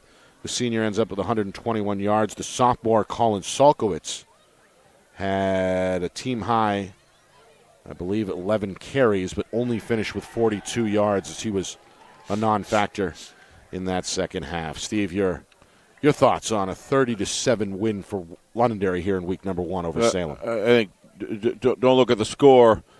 Understand this game was 9-7 with about 5 minutes left in the third quarter. Right. So with basically a half and then 2/3 of the second, of the third quarter, the score was at 2 points apart. I think that has to be kept in. Also look at the fact with that 2 scores, Salem was down to the 4-yard line, wasn't able to score. Was down to the 27, unable to hold on to the football, ran a crisscross play and fumbled the ball, lost possession there. This game, at the same time you can give all the credit in the world and talk about the Lancers, which we will, which we are, they are a strong, deep, good running football. Very little passing tonight. This Lancer team's for real. Roger Brown, once again, right on. This Lancer team deserves to be number 2, and we're going to see if where things lie throughout it's really the thing to talk about is Salem. They're going nowhere. What I mean in a good sense. Right. They're going nowhere. They're going to come back. You start watching teams other than Londonderry and see how these guys match up against other programs.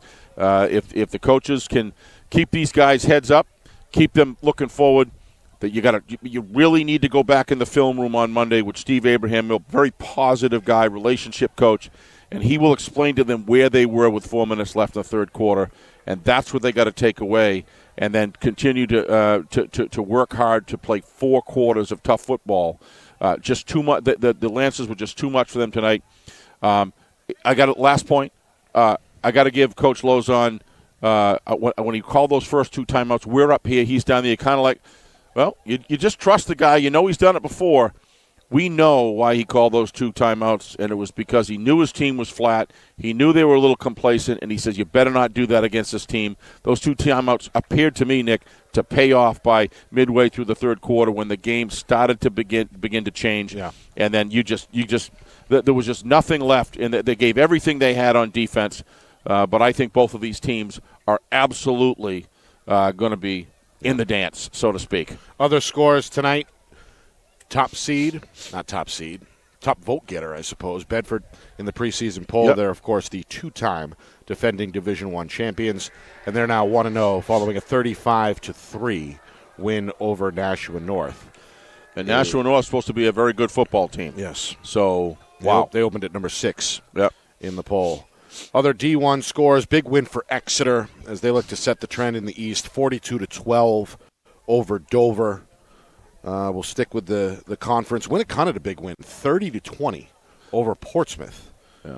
As the Warriors, after a down year a year ago, are on the winning side of the ledger. Thank you, guys. 1-0. Pinkerton right now putting it on Andover, 40-17, south of the border. As Coach O'Reilly representing the state well tonight, as the Astros look like obviously that offensive line must have done a great job for those two. I'd love to know the yardage on it with Isaac and Morrison. Concord and Goffstown have got some business ahead, Steve. 14-all heading into the fourth quarter. Yeah, we saw that in the Jamboree, Nick. This little Goffstown, not a big team by any stretch, but Coach Preston's got these guys. These guys are fearless, and it's just great to see. And from way down south, how about in Providence? Manchester Memorial taking on Central Providence, and unfortunately for the Crusaders, they come up just short, 12-7. Yeah, come on back up here. Let's watch what they do the next ensuing weeks. Another one of those teams. I agree. These two teams here tonight, they'll be back in action, both on the road. Londonderry taking on their out-of-state opponent. That's St. John's Prep down in Lawrence. One of 3 straight road games to open up this season for Coach Lozon. So another test early for Londonderry next week. And then Salem's on the road at Alvern Friday night. Yep, which has been heralded as a solid team as well. Reminder, tomorrow night we're in action. Again, very quick turnaround for us. Tomorrow afternoon, excuse me. 1 o'clock. As the 1 o'clock kick between Timberlane and Wyndham will be brought to you live on Friday Night Lights. New Hampshire will be on the air at about 12:45. All right, want to thank Scott Insignia and his staff here at Salem for kind of an unusual setup this week, working with us, making sure we're all set south of the border. We appreciate Scott and his staff, which includes our friend Andre, who did a great job tonight up here on the public address announcer microphone. Of course, our staff, John Barron, first man here, period. Getting the job done, as usual, very smooth tonight.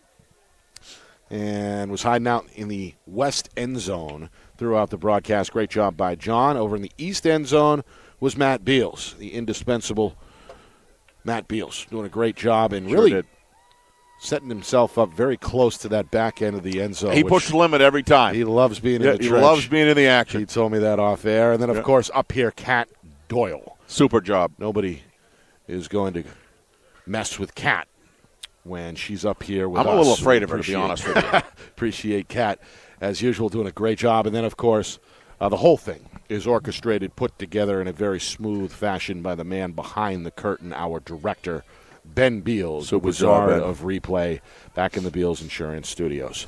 For executive producer, my partner, Steve Beals, my name is Nick Anastas, saying so long. Final score, final time.